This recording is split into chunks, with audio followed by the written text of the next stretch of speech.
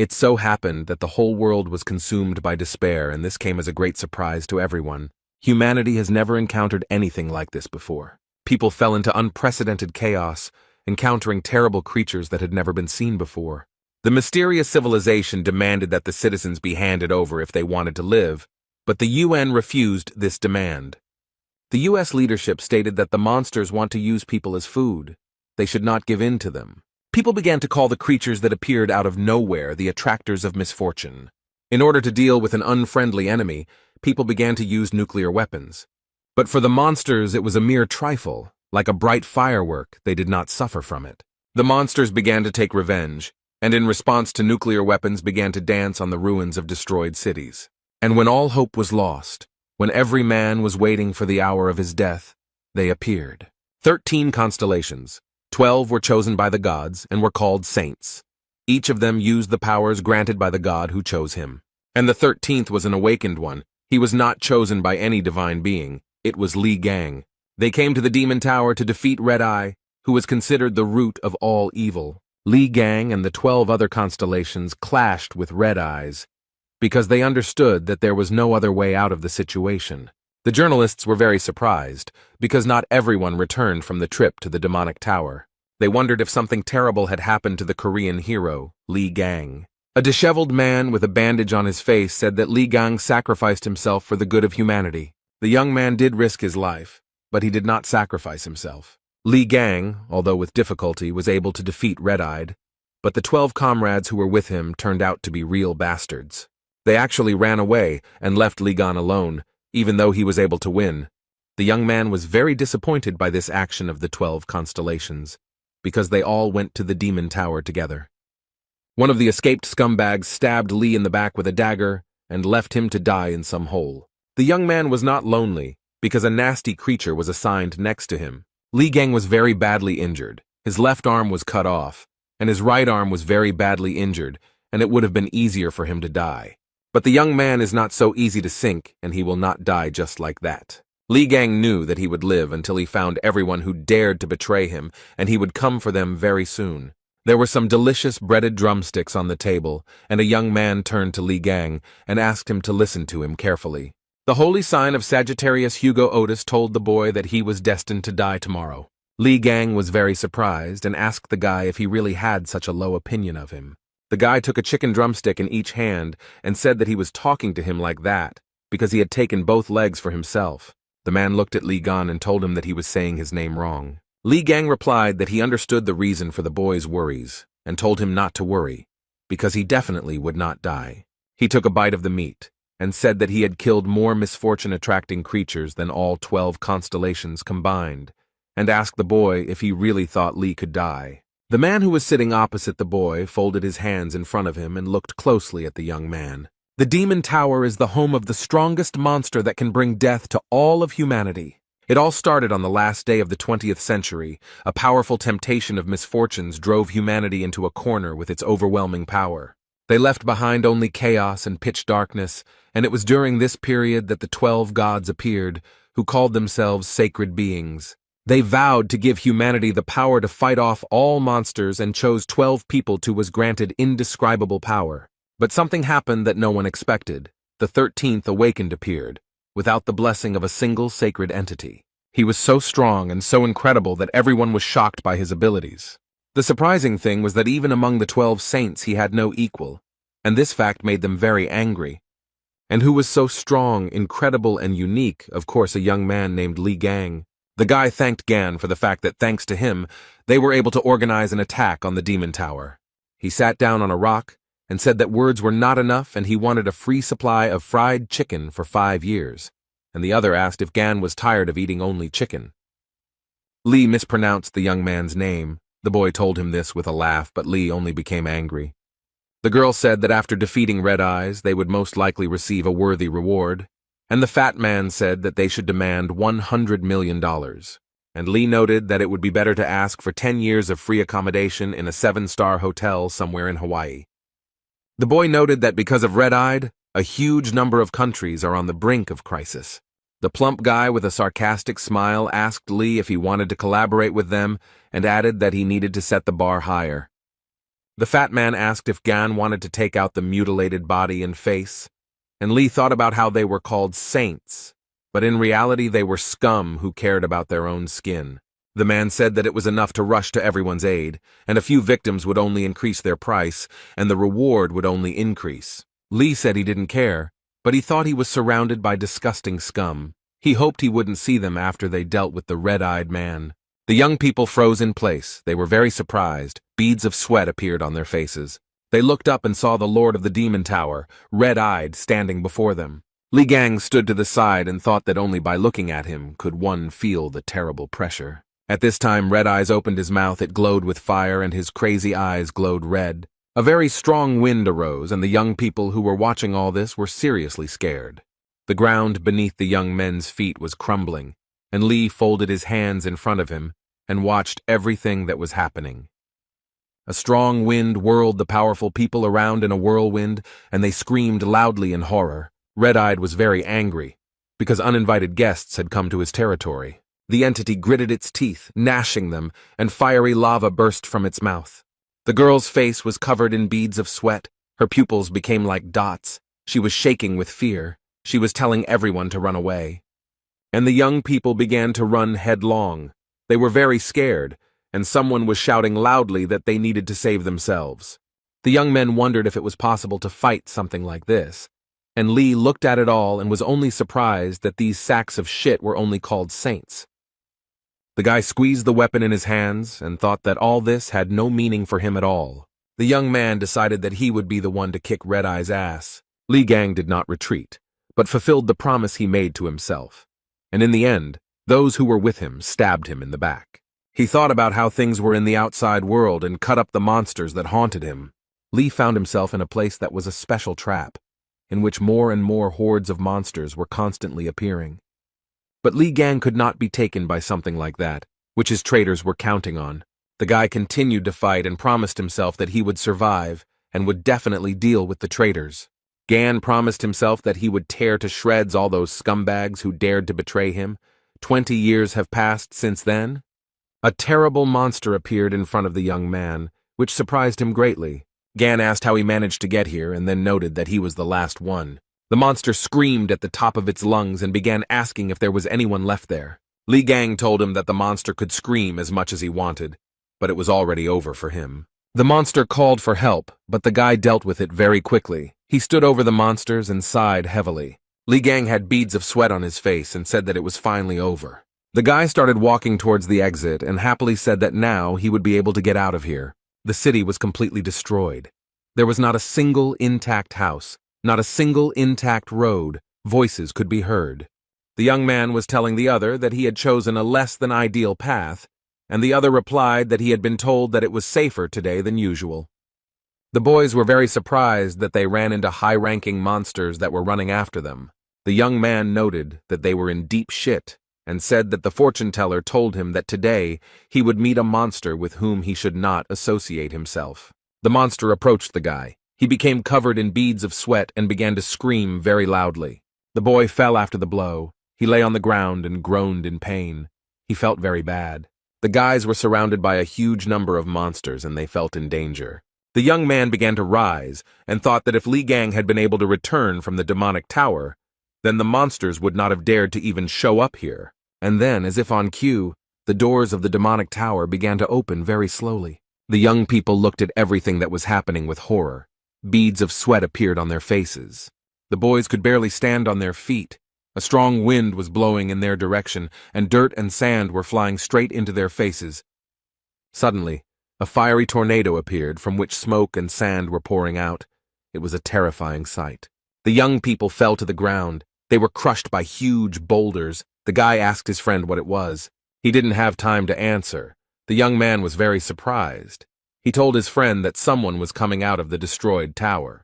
Everything was in smoke, and it was very difficult to understand who was coming out of the destroyed tower. The boy stood in front of the tower, folded his hands in front of him, and said out loud that he had been hit in the back and left to rot in this hole. Lee noted that only cattle do this, but now they won't get away with it and will pay for everything. The young people watched everything that was happening, their eyes wide open in surprise, and could not understand what was happening. And this young man, who had just left the tower, dealt with the monster very easily.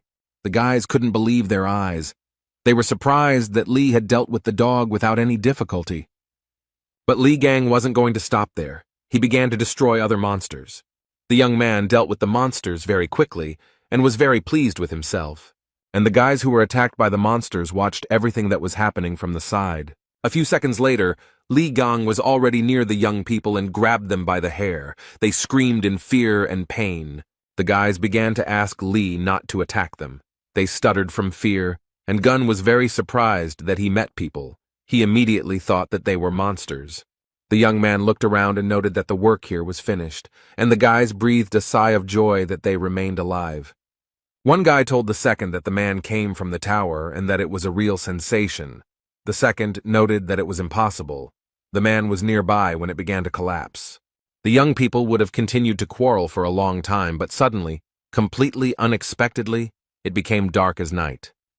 A huge monster suddenly appeared behind Li Gan, its eyes glowing red and saliva dripping from its mouth. The boys were very scared. They were covered in sweat and shouted that it was the leader of the pack. Li Gang, who was not afraid at all, calmly told the young men that they should run away. The leader of the pack began to scream very loudly. Fire burst from his mouth, and the boys clenched their teeth and grabbed their heads with their hands. After a few seconds, but to the guys it seemed like it lasted forever, it was all over. The guys were very happy that they were alive. They were very scared and could not come to their senses. They opened their eyes wide. Beads of sweat appeared on their faces. The young men looked ahead. The man who had just recently advised them to run away was standing there as if nothing had happened. Compared to the guys who were holding their heads, the man was, as before, absolutely calm. The young men looked ahead and thought that the stranger had protected them from the monster. The guy with a sly smile on his face told the dog that she was a lousy mongrel. And then, literally a few seconds later, he rose up to deal with the dog. The guy made a fist, beat the monster, and said that it was an obedient little dog. Li Gang didn't put in much effort, and after a while the dog didn't pose any danger to them. The young people who were watching all this opened their mouths and eyes wide in shock. But the guy just smiled cheerfully. There wasn't a scratch on him, and he didn't look tired. He stood in front of the young people and looked very small against the backdrop of the huge monster. The guy told the boys that he had finished his work, brought his hand to his nose, and thought that it stunk. He said he tried not badly, and then he called the guys. They were very scared. The guy looked closely at the boys and began to say something unintelligible. They were very scared. Beads of sweat appeared on their faces from fear. They asked again what the man was saying. The young man laughed cheerfully and told the boys to buy him a lot of food. The guys looked at the young man. They certainly didn't expect such a turn of events. He was silent for a moment and said that he also needed clothes. The young men looked at the stranger in surprise. And the young people decided to fulfill the guy's request because he saved them, and they took him to a cafe. A few minutes later, he put an empty plate on the table with a loud bang. The young men took the bill that the waitress brought them and opened their eyes and mouths wide. The stranger ate $1,000 worth of food. The guy said the order was small because they said they didn't have much money. The guy told the boys that they themselves said that they could treat him to anything. This was the price for their lives, and ordered another portion of noodles. One of the young men approached the stranger and asked him who he was, a Templar or a bishop, and asked him what he was doing near the tower. The guy took a toothpick out of his mouth and said that he was inside the tower and then came out of it. This surprised the guys, and the stranger also wanted to ask something. The man noted that they looked like ordinary townspeople, but for some reason they emanated a magical aura. One of the guys replied that his partner was a Templar, and noted that the man was most likely also a Templar and had received the blessing of a sacred entity. The stranger took the spoon. He became angry and replied that he would not wag his tail in front of some entity. The young man wanted to add something else, but stopped mid-sentence when he saw his reflection. Beads of sweat appeared on his face in surprise, and his eyes narrowed to become like dots. He got up from the table and started shouting that he needed a mirror, and the waitress frightenedly pointed out where it was hanging. The guy took off his t-shirt, stood in front of a huge mirror, and began to look at himself carefully. He was surprised to note that his body was completely healed. The man even looked into his own mouth and noted that his old wounds were so terrible that they simply could not be healed. He looked at his left hand and finally realized that it was whole and fully functional. The guy began to carefully examine the pattern on his palm and could not understand what it was. He began to look closely, and after a while he saw a silhouette that looked very much like a snake. The guy grabbed his left hand with his right hand, clenched his teeth, and a system message appeared in front of him, saying that he had experienced death and accomplished an impossible feat. Lee also realized that all his skills were inherited by the new body, and the achievements would be converted into experience points. He received a divine skill. The system message also informed him that all skills and traits had been inherited and transformed, and that the power of the Ophiuchus was available to him. The young man saw Ophiuchus in front of him, touched him with his hand, and received strength from him. Literally a few minutes later, the guy found himself in a cafe and was sitting on the floor in bewilderment. The guy's face was covered in sweat from bewilderment, and his pupils became very narrow. The guys approached the stranger. One of them began to touch his hands and asked with fear if everything was okay with him. He asked the boys if they had ever imagined a huge snake, and they looked at the guy in bewilderment. One of the boys said that they hadn't seen anything like that. The man suddenly took off his clothes and ran to the mirror, and then began to scream and squeeze his wrist. The boy said that other people don't see it, and the guys thought that the longer they look at him, the weirder he acts. The guy was very surprised, because he saw in front of him a message that he had become the owner of the constellation Ophiuchus. He stood and saw in front of him a huge number of system messages and read each one carefully. The boy folded his hands in front of him and thought about how his body had changed due to the super regeneration skill. He had never heard of other saints seeing something like this. The young man thought about the fact that he did not feel the energy of sacred beings. The guy understood that no matter what, he was happy with this turn of events, because his body had fully recovered. The man thought that now he needed to track down the traitors who had left him to die, namely the bastard who had stuck a dagger in his back.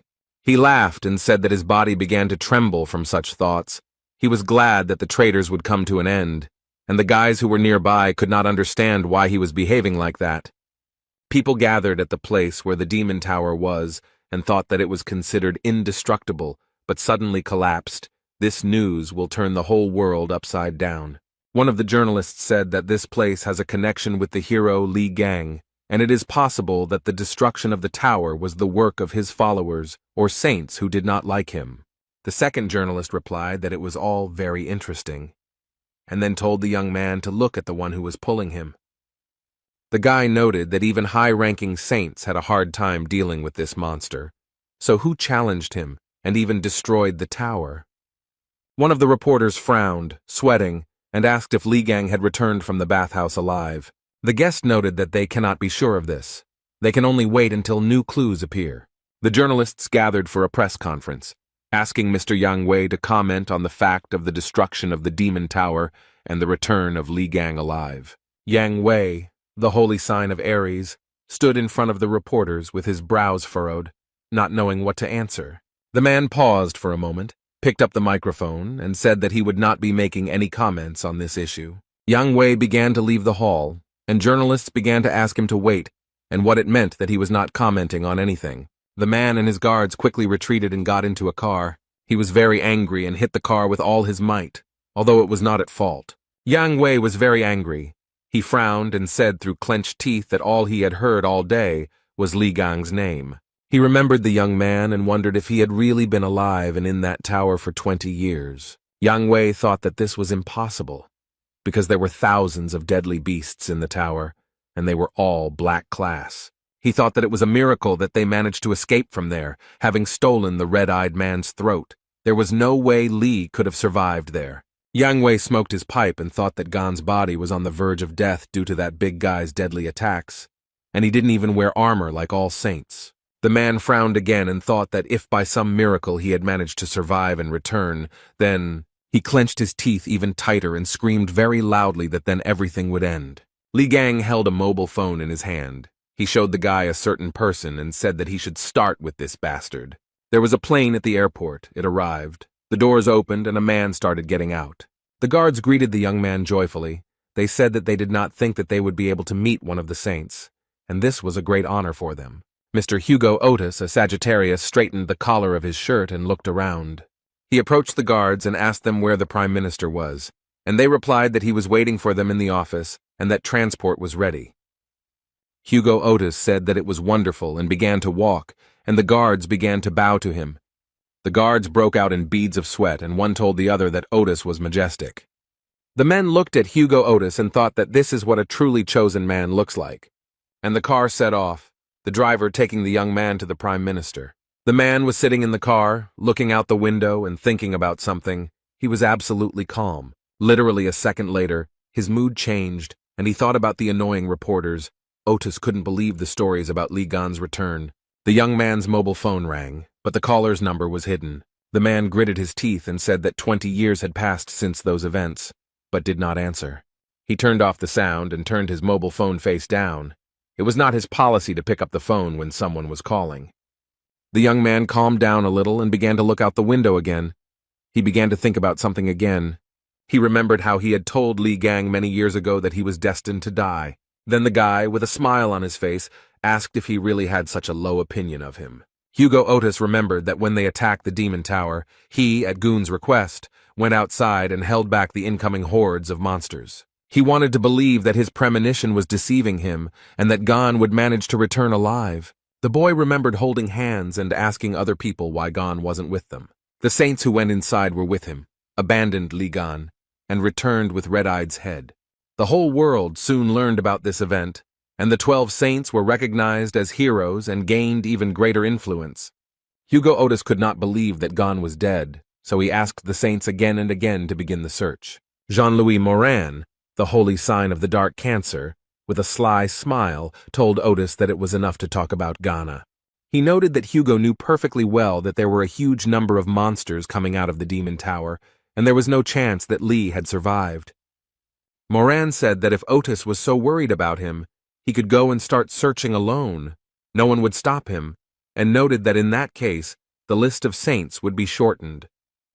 The young man, who was very badly wounded, was in great despair. Hugo Otis straightened the collar of his shirt again, frowning at the old memories. He looked at the city streets and thought that although Gan was very strong, he could not cope with the monsters. A lot of time had passed, so he was definitely dead. The man began to remember again and again what Li Gang was like. He pressed his lips tightly. At this point, the driver informed Mr. Hugo that the Prime Minister was calling. He turned to Otis and asked if he could speak, and the man asked what was the matter. The Prime Minister asked if Hugo had heard the news, and remarked that it looked like the Demon Tower had been destroyed. The guy grabbed his head, laughed to himself, and thought that this story was haunting him. He looked at his mobile, and said that if the Prime Minister intended to ask him to start searching for Gon, he would have to refuse. The man said that Gon died that day, and that the tower incident was most likely a setup by his fans. Otis said if the Prime Minister intended to take advantage of the situation and gain more votes, but he interrupted him and said that was not the case. The man said that if the report that had just been given to the South Korean government was true, then a call had been made to that number very recently. This information stunned Hugo, and he asked in surprise what kind of challenge they were talking about. The Prime Minister said the call was made from Li Gang's personal phone number. Hugo Otis started to beat his fists on the driver's seat and shout whether it was all true, and the driver got scared and almost got into an accident. The young man's face was covered in sweat, and he screamed at the top of his lungs for the driver to stop the car. Hugo started to get out of the car. He thought that that recent call was from Gan. The mobile phone screen showed information that 30 calls had been missed, and a voice message had been sent. The young man held a mobile phone in his hands. His pupils became narrow, and beads of sweat appeared on his face. Hugo began to dial some number, then put the phone to his ear and listened to the long beeps. After some time, someone answered on the other end of the line. His call was expected. Otis heard a voice in English tell him that it would find him and kill him. The guy was very scared. He thought that the manner of speech was very similar to the way Li Gang spoke, and he ordered the driver to turn around to the airport. Li Gang was still in the cafe looking at the phone screen and smilingly noting that the young man had grown up and dared to ignore his calls. The guys asked the young man who he was calling so persistently, and he said no one, which surprised them greatly. He looked at the phone screen and told one of the boys that he had previously called it a smartphone and noted that it was an amazing thing. Li said that he entered the tower in 2005, and now it is 2025 and the world has become a much better place. The guys were surprised that the man was using a smartphone for the first time. They told him that he could connect to the internet and even follow the news. The man was happy because he could watch the news about Li Gan. The guys told the man that this was a very hot topic to discuss right now and showed him where to press. Li Gang and the kid who taught him how to use a smartphone opened their mouths in surprise. Li Gang carefully read the comments and began to squeeze the phone with all his might out of anger, and the guy begged him not to do it. Li shouted that the saints had not dealt with red eyes. They had fled as soon as they met the monster. After a few minutes, the guy calmed down and said that he would ignore this information because in some ways it was even sweet. The man continued to study the news and came across information that he had made a will and all the money was to go to orphanages. Li Gang looked at the screen and hoped that the money had reached its recipients. But the next news shocked him. He broke his phone out of anger, and the news said that he had given everything to the 12 saints, since they would manage everything for the good of the whole world. Li screamed that he would skin the pathetic gods alive, and the young man cried over his mobile phone because it had died. Gan sat over a plate of food and thought about what he should do in such a difficult situation. He thought that he intended to warn them of his return, but his appearance was now very different. No one would believe that he was Li Gang and would be perceived as a freak. The man was thinking about how he had to remain quiet for a while he tortured each of the saints, and the boy was crying over his broken cell phone. The young people were sitting at the table when Li Gang felt awkward. The man received a system message that he was being watched, and he thought it was an aura. The guy stood up and started walking somewhere. The guys asked him where he was going. He answered that he was going to get some air. The man left the cafe and began to look around. What he saw surprised him. He realized that there were avatars in front of him, and asked himself if it was an animal of the holy sign of the white Aries in front of him. The system message informed that the avatars had recreated the barrier in the name of the white ram, and they were demanding tribute from Li, and the man only gritted his teeth. Gan was very angry and said, even though they are sucking up to the sacred entities, who are they trying to command? The guy wanted to say something when he heard his name being called, and he began to listen to the conversation. The young men were talking about how everyone was talking about Li Gan, and the noise from all the chatter would soon kill him. The girl was telling her companion that this stupidity was being talked about everywhere because of the damn news. The man replied that Gan's name was not tarnished, but he was amazed at how everyone had suddenly become interested in him. The girl supported the young men who had badges with the Gemini Zodiac sign flashing on their clothes. The guys opened their mouths in surprise and thought that the people who were talking about Li were from the Gemini constellation squad. Li Gang, who heard the conversation about himself, immediately walked towards the couple. The man frowned. The guy started shouting at him to come back immediately, as they should not be provoked. Li Gang walked closer to the young people, stood in front of them and looked at the girl and the man without blinking. He frowned and asked the guy what he was staring at, then told him to get out of there. The young men who were feeding Li and standing a little further away became frightened and thought that they were finished. The man with the Zodiac sign on his sweater took a drag and exhaled nicotine smoke straight into Li Gan's face. The young man was surprised by this attitude, and he looked at the man angrily, and he began to ask what happened, some kind of problem. The man put his face right next to Li and told him that if he had a problem, he should hit him. The mustachioed man's companion told him to leave the guy alone because he was going to shit his pants. The couple left the young man alone, and the man, passing by Li, called him a coward. The man told his companion that all those who are fans of Li Gang are no different from each other, and the girl agreed with him. Li wondered why the weakest saint was so popular with everyone, and whether it was completely absurd to consider him a saint. The boy told Li that he had held up well, then noted that these people were part of the ranking representatives of the Gemini constellation. Li Gang called the damn cockroaches with all his might, and tears appeared on the face of the guy who stood next to him. The couple turned around. They repeated the word cockroach in surprise and asked if he had said that to them. Li Gang said with a sarcastic smile on his face that he called them, "They are the cockroaches." The man ran towards Li Gan, looked the boy in the eye, and told him to repeat what he said. Li gave the mustachioed man a flick on the forehead and said that he was a pathetic simpleton who didn't even have a magical aura. The guy simply raised his hand up and the man flew away from him several meters. The mustachioed man's companion, who was watching all this, began to scream very loudly. The guys who were watching all this from the side opened their mouths in surprise.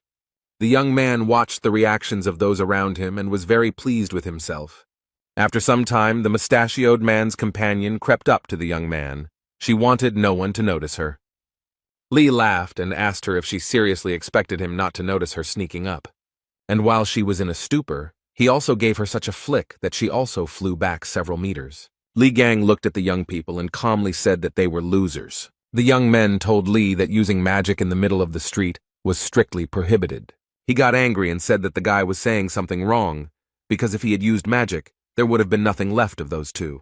The boys opened their mouths in surprise and thought that the man had knocked out two high-ranking Templars with just brute force.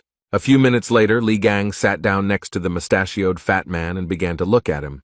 The young man saw a pendant on the stranger's neck and began to examine it closely. Then he took the medallion in his hand and pulled it with all his might, so much so that the thread on which it was hanging broke. Li held the medallion between two fingers and said that's what he felt when he hit it, and noted that it was a relic.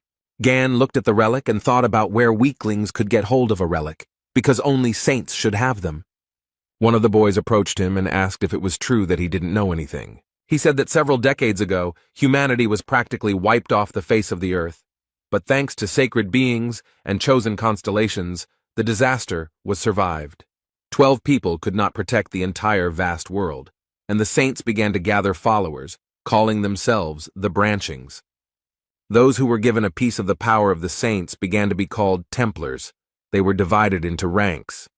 Faith is the source of strength for the Templars, and the chosen ones receive relics from sacred entities. The guy continued to hold the medallion in his hands and thought that a lot had changed in 20 years. Li was distracted from his thoughts by a guy who pointed his finger to the side, and the young man looked at him questioningly. The young man saw before him again the avatars of wealth and greed who were enjoying the current situation. Li read the system message that the avatars demanded that he deal with the attackers.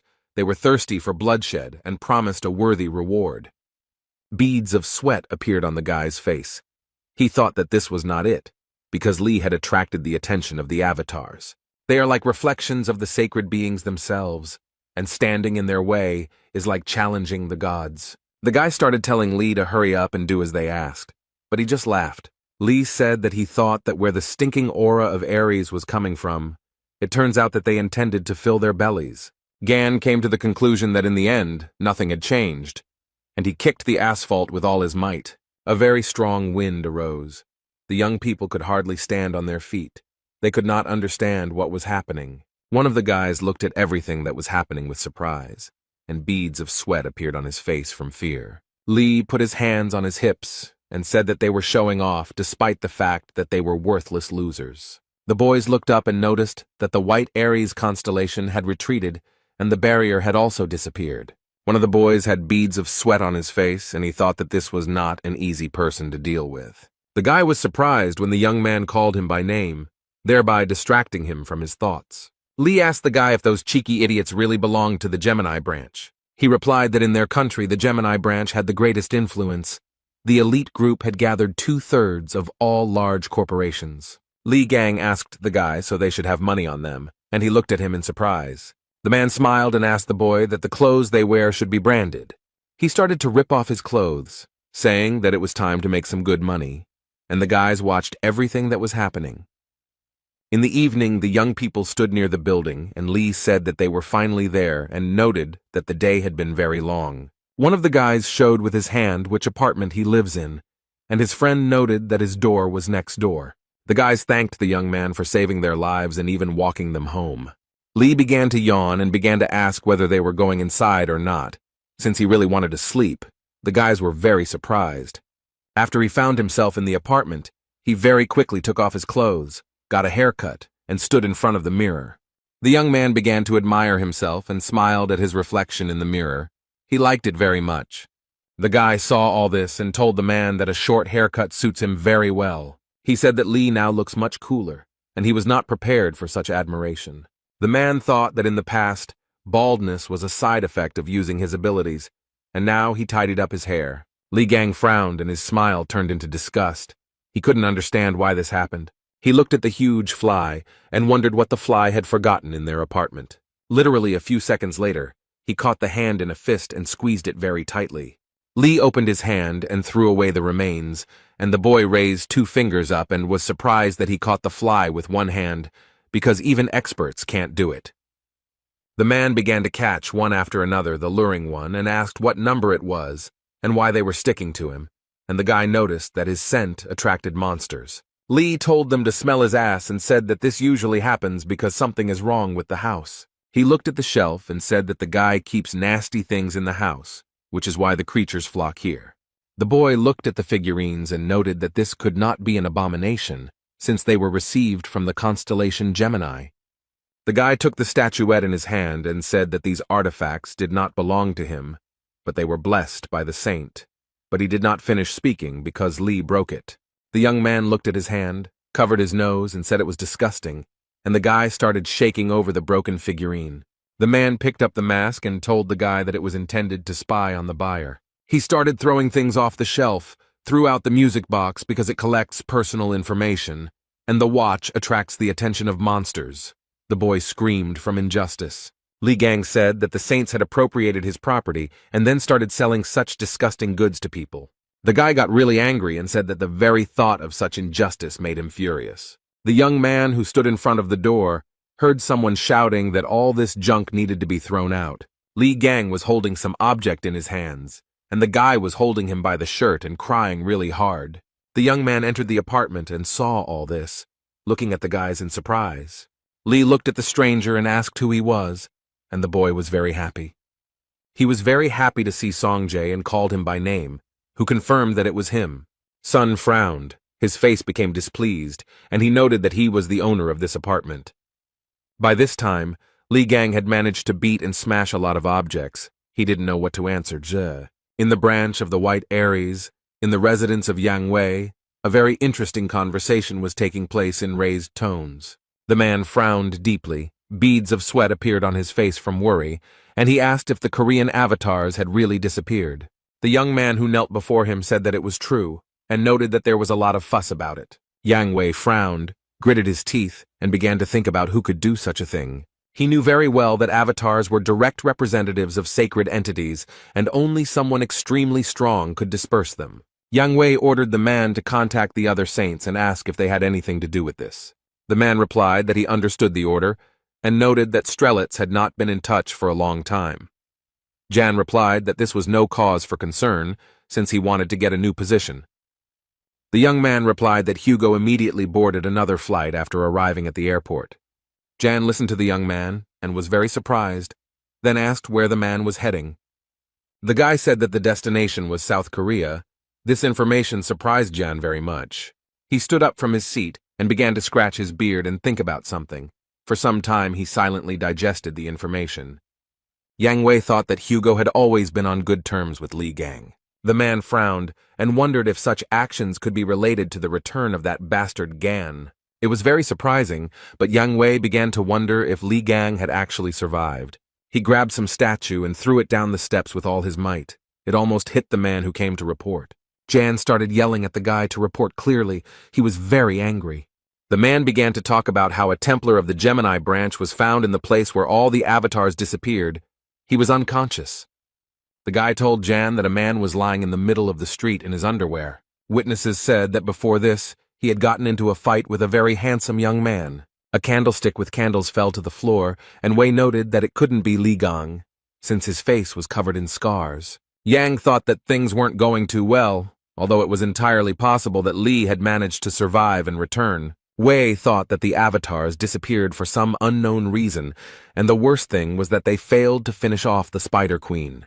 The man clenched his fist and thought that at this rate his position could be in jeopardy. He told the man to have a plane prepared for him, and the assistant asked if Wei was going to go there personally. Jan scratched his beard again and replied that he wanted to see everything with his own eyes. The man very quickly put on his coat, took a cigar, frowned, and noted that something devilish was happening there.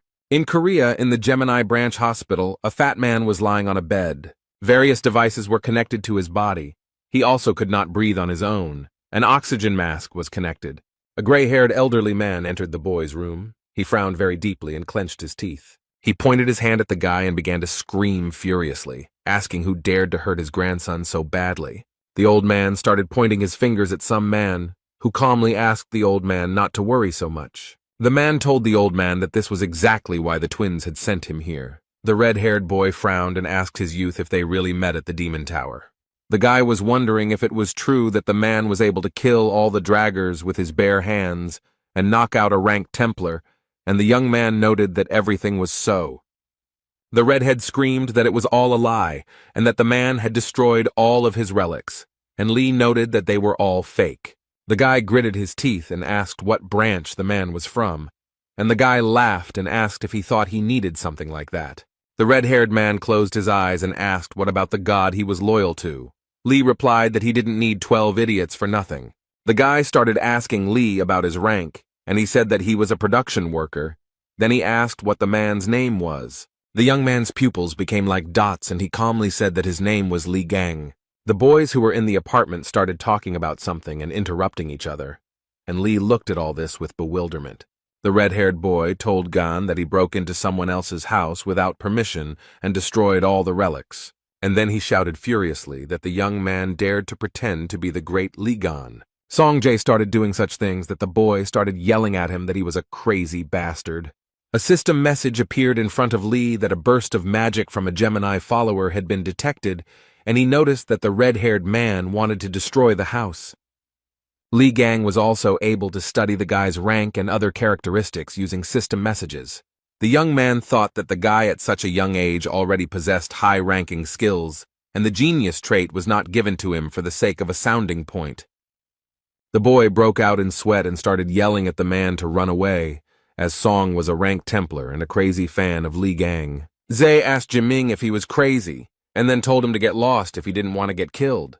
The red-haired man was very angry and noticed that by playing with fire so furiously, the boy risked wetting his pants. Li Gan got tired of watching everything that was happening and decided to use force. Sun fell to the floor, and Gan said that at this rate the guy could not only burn down his apartment, but the whole house. The boy asked the young man if Sun had died, as he was very worried, and he replied that everything was fine. Then Li Gang added that everything was probably fine, and the guy burst into tears. He looked at Z and saw that he was shaking, foaming at the mouth, and a huge bump had appeared on his forehead. Li began to yawn, said that he was going to bed, since he needed to come to his senses, and the guy shook Z and asked him if he was alive. Gan opened the door to the room, and what he saw shocked the young man. Everywhere in the room, on every shelf, there were figurines and statues of Li Gan. There were a lot of them. Lee asked what it was, and the guy said that Sung Jae was an ardent fan of Lee Gang. The red-haired man asked the man to be careful with the figurines, because this collection was dear to him. Gan said that they were really annoying him, and that their heads needed to be twisted off, which he started doing, and Sun started screaming like a madman. Z called the guy a psycho and asked him to stop. He replied that he was Lee Gang, and not a psycho, as Song had called him earlier. The red-haired guy was not prepared for the man to destroy his collection. Snot and tears mixed on his face. On TV, in the news, they said that yesterday, a representative of the Gemini branch was attacked. The identity of the attacker is not established, but he stole personal belongings. Hugh grabbed his head and thought that this was definitely Li Gan's doing. He was surprised at what he was thinking, and this was the first news he had heard about him. A waitress approached the guy and asked if he was ready to order. The man told Yang Wei to shut up this clown show and get out of here. He was very angry. He said with a sly smile on his face that it was all uninteresting, because Hugh had figured him out very quickly.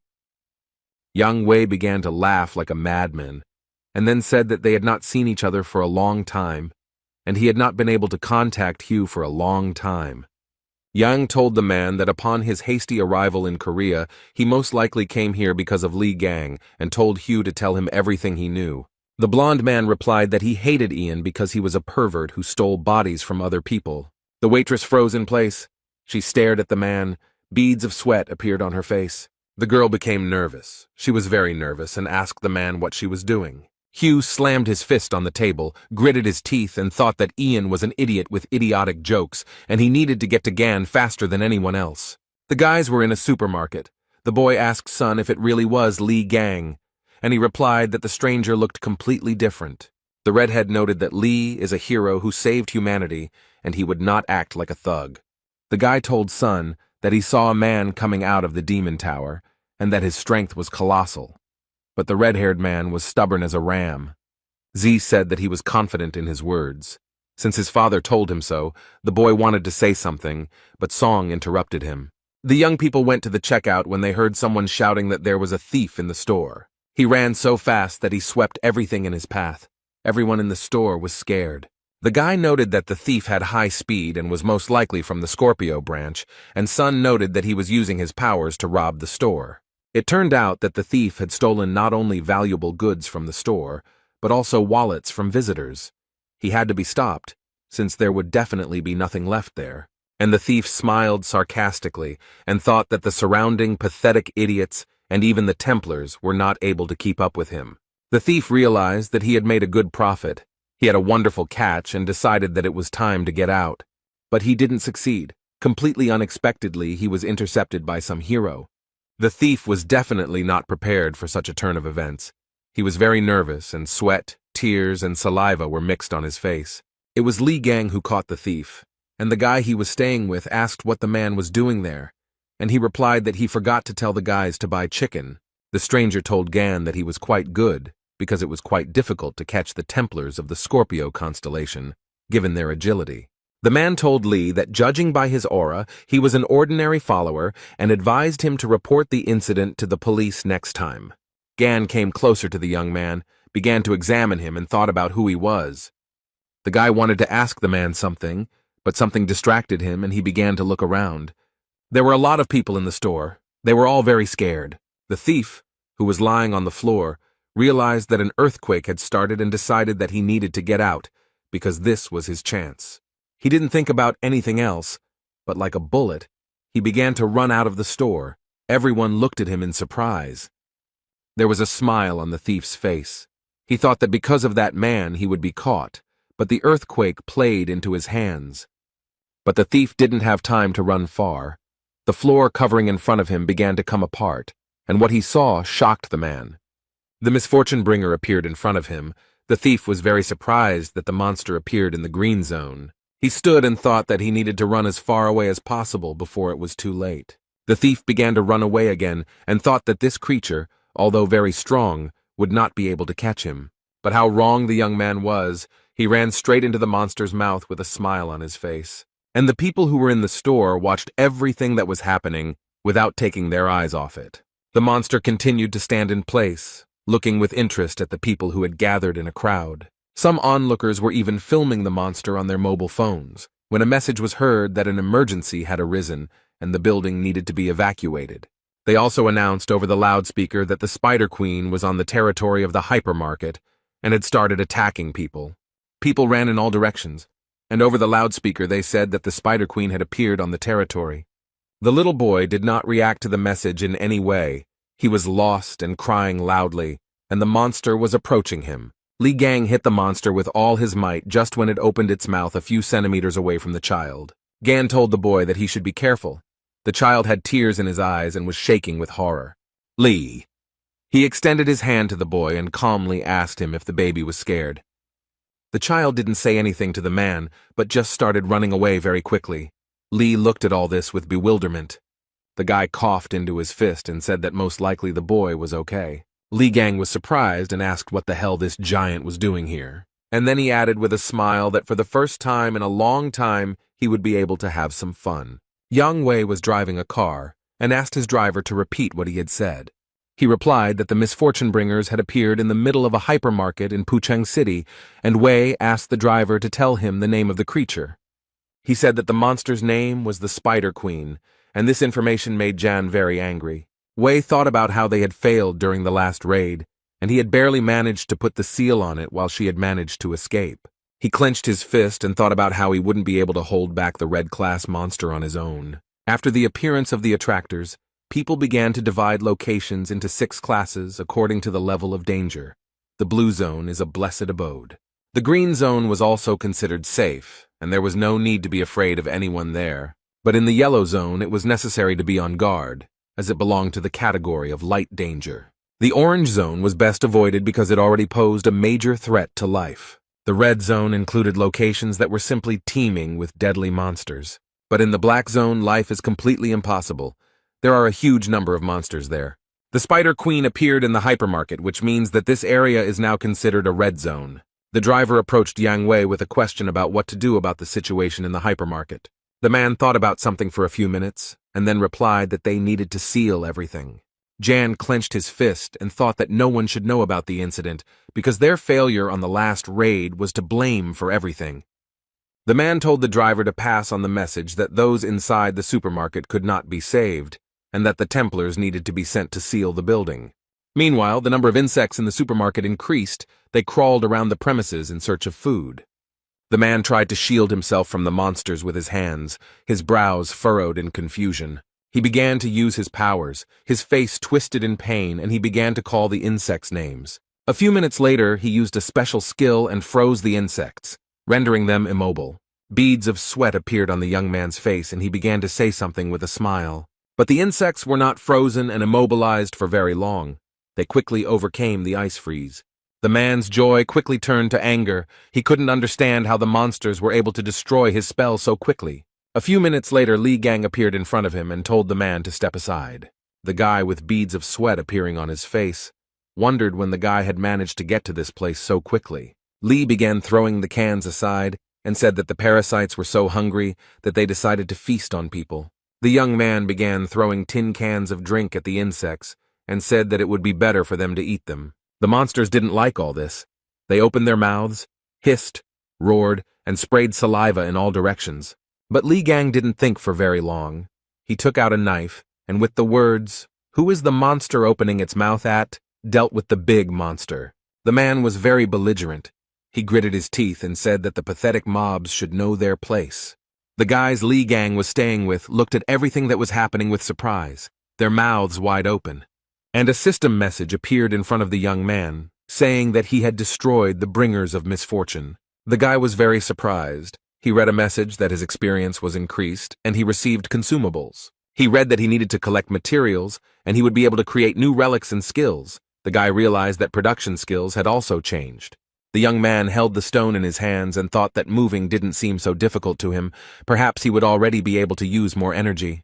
The guy who tried to freeze the monsters looked at Li in surprise, because he easily destroyed them. Gan approached the guys, who opened their mouths in surprise. They couldn't understand when the man had managed to deal with the monsters. The blond, short-haired boy looked at Li and wondered where he came from. Beads of sweat appeared on the man's face. He frowned and realized that he had not heard the question. Li Gang looked at him and called the stranger an uninitiated minister of the church. The man began to shout that he knew something was fishy there and noted that Li was the same man who had attacked their followers. Li Gang immediately understood that the young man was talking about that man and woman, and so he smiled slightly. The guy's mood changed literally in a second, and he punched the stranger in the face. He fell to the floor, clutching his face with his hand, and Li asked how he knew that, and then added that he knew too much. The man folded his hands into fists. Beads of sweat appeared on his face and asked how he could not recognize him. And then he added that Li had put on the clothes and badge of a beaten man. The man said that the badge was a relic that was only given to the Templars of the Gemini branch. He yelled that the secret of Li's strength was that he carried a badge, and Gan looked at the badge in surprise and asked why he had that thing on him. The man looked at the badge. His pupils became like dots and said that it was an abomination. The gray-haired man began to scream very loudly. His face was covered in beads of sweat. He called Li all sorts of names. Chan said that this relic was good enough as a declaration, and that the guys had most likely been cheated big time, adding that those bastards hadn't changed a bit in 20 years. He wanted to say something else, but a monster to the side began to scream very loudly. Li Gang stood there, his face completely devoid of any emotion. He was calm. The guys were very scared. Beads of sweat appeared on their faces. They were shaking with fear. The Spider Queen was very angry. She followed the people, and they ran away from her in different directions. The gray-haired man turned his head to the side and stuttered that the Spider Queen was coming towards them. Li Gang looked in her direction and realized that he needed to act quickly. Everyone was running away from the Spider Queen, but the guy flew straight to her and even called her a spider. The young man began to hit the monster with his fists and shouted with hatred for it to get out of here. The Spider Queen didn't like the guy's familiarity at all, and she began to destroy everything in her path. People looked at everything that was happening with horror. They were all very scared. The guys Li Gang lived with opened their mouths in surprise. Beads of sweat appeared on their faces. The gray-haired man also looked at everything that was happening with horror. He frowned. The guy thought about the fact that Li rushed at the monster without any relic on him. Those present in the supermarket heard a message telling the Gemini branch Templars to be careful. The boys immediately realized that it was the voice of the Gemini branch bishop's son Hek. One of the boys thought about telepathy. The man said it was Sun Hyuk, and he called out to Sun Jae and Sun Jun to leave the building immediately. The bishop stated that the people from the Aries branch intend to completely seal the building. The man said that Yang Wei himself was heading here, and that he couldn't be stopped, and that even a saint couldn't handle the Spider Queen. That's why they decided to get rid of the place completely, because the saints would have problems if people found out about their failure. The white-haired man asked Song Jun if he had a teleportation skill. He told the guy to take Song Jae and get out of there. The boys were very upset by the fact that only the two of them could be saved. There was panic in the supermarket. People were very worried. Others were helping the weaker ones. The insects were crawling out of every crack. They were very angry and had no intention of retreating anywhere. But Li Gang did not stand still. He gradually approached the Spider Queen. He was not afraid of her at all. The gray-haired man watched everything that was happening with a frown. Beads of sweat appeared on his face, and he was shaking with fear. The bishop began to answer the guy's question about whether the two of them should teleport, and the man asked if there were any problems. The gray-haired man said with a smile on his face that they had no problems. The red-haired guy shouted that the man was carrying it, because there was clearly not enough help from outside, and didn't he understand how badly they were stuck.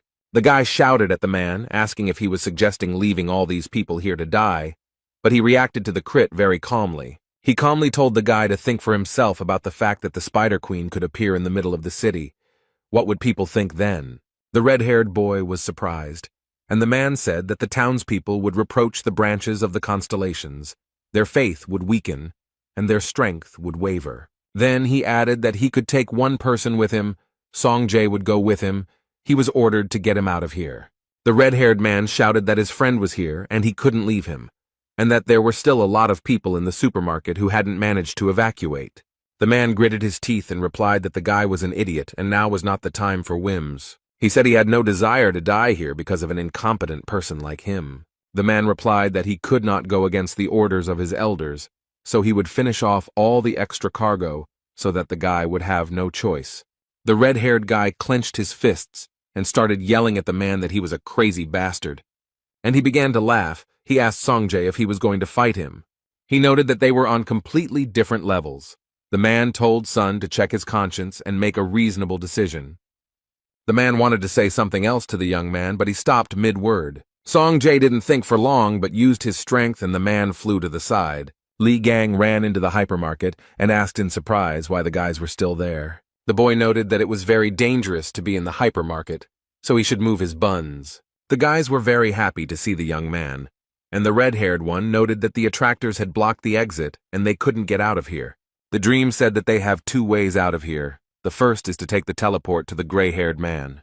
The second way out is much more difficult and consists of destroying all these creatures. The guy said that there were a lot of wounded people in the hypermarket and they needed help. And then he added that the people from the Aries branch decided to seal the entire building, thereby not giving anyone a chance. Li Gang frowned and said that this was indeed a huge problem, but the gray-haired man only wheezed. A few minutes later, he stood up and began cursing Li with all his might and calling him to come to him. Gan calmly said that it seemed to him that the man had chickened out and had already run away with his heels flashing, and the gray-haired man yelled at him to shut his mouth. He looked at his mobile phone and said angrily that he would see if they could get out of here alive, and he would be able to escape alone. The gray-haired man frowned. Beads of sweat ran down his face. He was thinking about something. He didn't notice how the Spider Queen approached him and entangled him in her webs. After a few seconds, the gray-haired man realized what was happening and began to panic. He was definitely not prepared for such a development of events. But the Spider Queen did not stand on ceremony for very long. She lifted the man up in order to profit from him. The boys opened their mouths in surprise. Their pupils narrowed very much, and beads of sweat appeared on their faces. They were brought out of their stupor by Li's voice. He told the boys to take care of the wounded, and he would sort everything out. Then, when he was done, he would join them. The guys were very surprised, and Gan calmly said that it wouldn't take much time. Yang Wei arrived at the hypermarket and immediately asked about the situation. He was told that the building was already practically sealed and cordoned off. Jan said that given the fact that the work had begun before his arrival, everything was progressing very slowly. The guys began to wonder why the defense wasn't holding as it should. The second one noted that he felt like something was about to break out. A group of people standing near the supermarket began to cough very heavily because smoke was coming from the building. Those around saw a huge snake with its mouth wide open and its eyes glowing red. Yang Wei was very surprised. He frowned and seemed completely unprepared to see the snake. People started running out of the hypermarket. They were screaming to be saved and that there were people in the middle of the building. They started telling stories about some guy in a hypermarket who was fighting monsters alone. Yang Wei, who stood to the side, thought that people were talking nonsense because no one would fight monsters alone, especially since he was also not able to do it. He told the security that he would see it all with his own eyes. The security got nervous, and the guys told Jan that it could be very dangerous. Wei said he didn't care, then added that everyone should be ready and went inside the hypermarket. The man walked into the middle of the building and what he saw shocked him. In front of him was the Spider Queen. A few seconds later, he realized that she was killed and wondered who could have done this. Jan walked around the hypermarket and thought about the fact that there were traces of a real massacre in the premises. He was wondering what the hell had happened here. Wei thought that someone was specifically hunting the Spider Queen, and then said that he got rid of his headache because he already had enough problems. The man stopped. Beads of sweat appeared on his face. He began to understand that he felt a familiar energy. Jan went out onto the balcony and began to look down. He was interested in what was going on there. Wei saw Hugo Otis and was curious about what the young man was doing there. Ian began to think that this could be Hugo's doing. He thought that it made sense. Wei frowned deeply, clenched his teeth, and thought about how Otis missed him. Then the man was distracted by a question. Someone from behind asked Jan what was wrong, the pig, and he got really scared. Lee asked Wei if everything was okay, and then noted that they hadn't seen each other for a long time. And what happened to his expression? Jan was covered in beads of sweat and began to scream like crazy. He was gasping for air and choking. At this time, rescuers were working near the entrance to the hypermarket, helping the wounded. The guys Li Gang lived with were seated aside and given warm blankets. The boy was coughing and Song was deep in thought. The red-haired man was wondering if that guy could really be Li Gang, as he said, although he looks different, his movement said otherwise. Then the young man was distracted from his thoughts by someone's voice. It was very familiar. Someone was calling the guy by name. It was Hugo Otis. He asked Song Jae what he was doing near the hypermarket. Sun asked the man why he had returned. The boy was surprised to see the holy sign of Sagittarius, and Hugo got angry, since this is not the way to greet one's own father. The dark-haired guy started laughing, and Song gritted his teeth and became very angry. Hugo noted that his son was unharmed, and noted that a little medical attention would quickly get him back in action. He told his son that he had been informed that the monsters inside the building had been destroyed, and asked if he had seen who had done it. Sun said something inarticulate, and Otis smiled and wondered who his son was like. The guy asked Sun if everything would be okay with Li Gang. Hugo, who heard the conversation, was very surprised. He ran up to the boy, grabbed him by the shoulders, and started shaking him, while Sun watched everything that was happening in surprise. Otis shouted what name the boy had called, began to ask where Lee was now and whether he knew him. The child was very scared. The boy asked if by mentioning the name Theksu he meant St. Hugo Otis. Then the guy said that the young man was in the supermarket, and he managed to defeat the Spider Queen, and he also introduced himself as Li Gang. The man listened to the boy very carefully. He continued to hold him by the shoulders and asked him to describe everything in more detail. Suddenly, a loud explosion was heard from the hypermarket, and people began to look in its direction. The explosion destroyed part of the hypermarket, and someone's laughter could be heard from the side. Yang Wei was making his way somewhere. He was covered in dust and dirt. There was sweat on his face, and he was trying to catch his breath. Li Gang appeared in front of the man and calmly said that this was all too much. Li told Yan that they hadn't seen each other for 20 years, and the first thing he did was just pick him up and attack him. Jan was sweating profusely and began asking how Gan had managed to stay alive and was surprised at his own question. Wei thought that the guy looked very much like Li Gang, but he didn't have a scar on his face.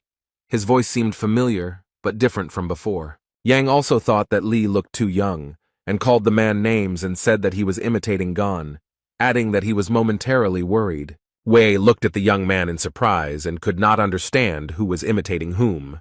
Jan started yelling that the guy dared to deceive him, such a great man, and said that he would pay for it with his life.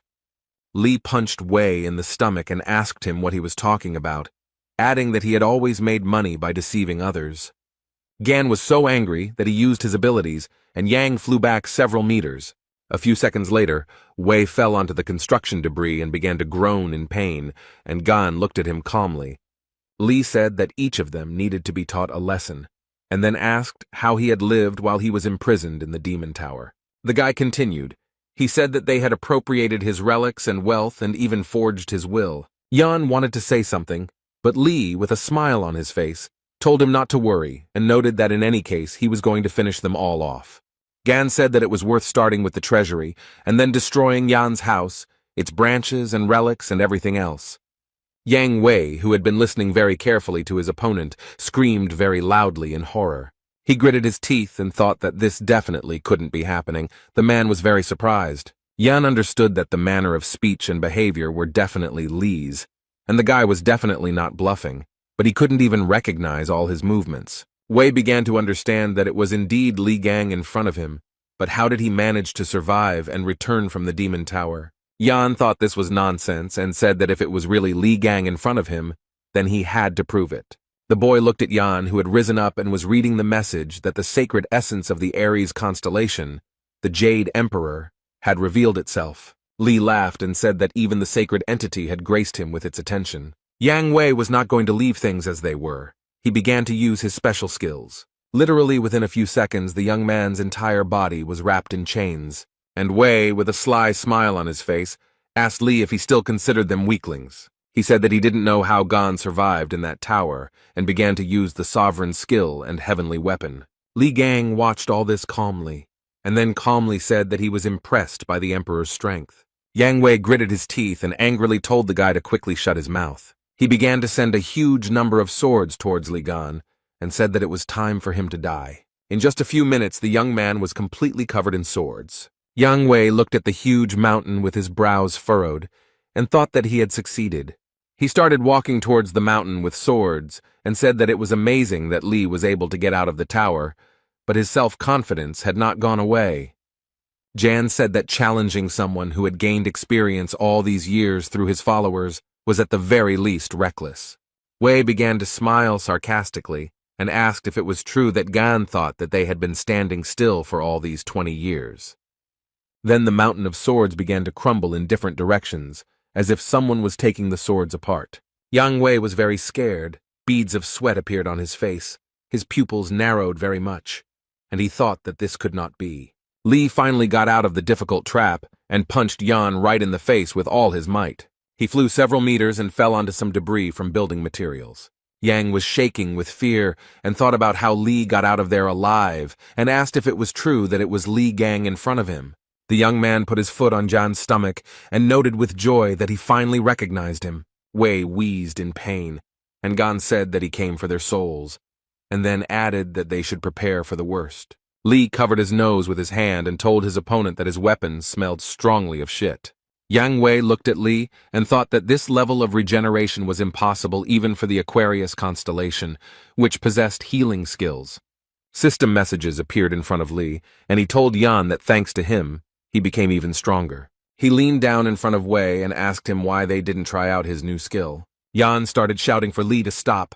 System messages appeared in front of him and he turned red. Wei was very surprised when his divine essence hurriedly left while shouting curses. Yan started screaming about why the sacred entity had left him, and Li noted with a smile on his face that it had left before it was all over. Gan said that he was quite merciful, so Wei would only feel the pain that he himself had experienced. At this time, security guards Yang Wei and Hugo Otis entered the hypermarket. The security guard looked around and asked in surprise what had happened in the supermarket. There was a huge number of monsters lying on the floor of the hypermarket, which no longer posed any danger. Hugo Otis stood to the side and looked at the monsters. He thought about something for a while. Something alerted the guy. Beads of sweat appeared on his face, and he realized that the energy that was floating in the room was very familiar to him. A few minutes later, he saw someone lying in the distance and began to guess that it was Yang Wei.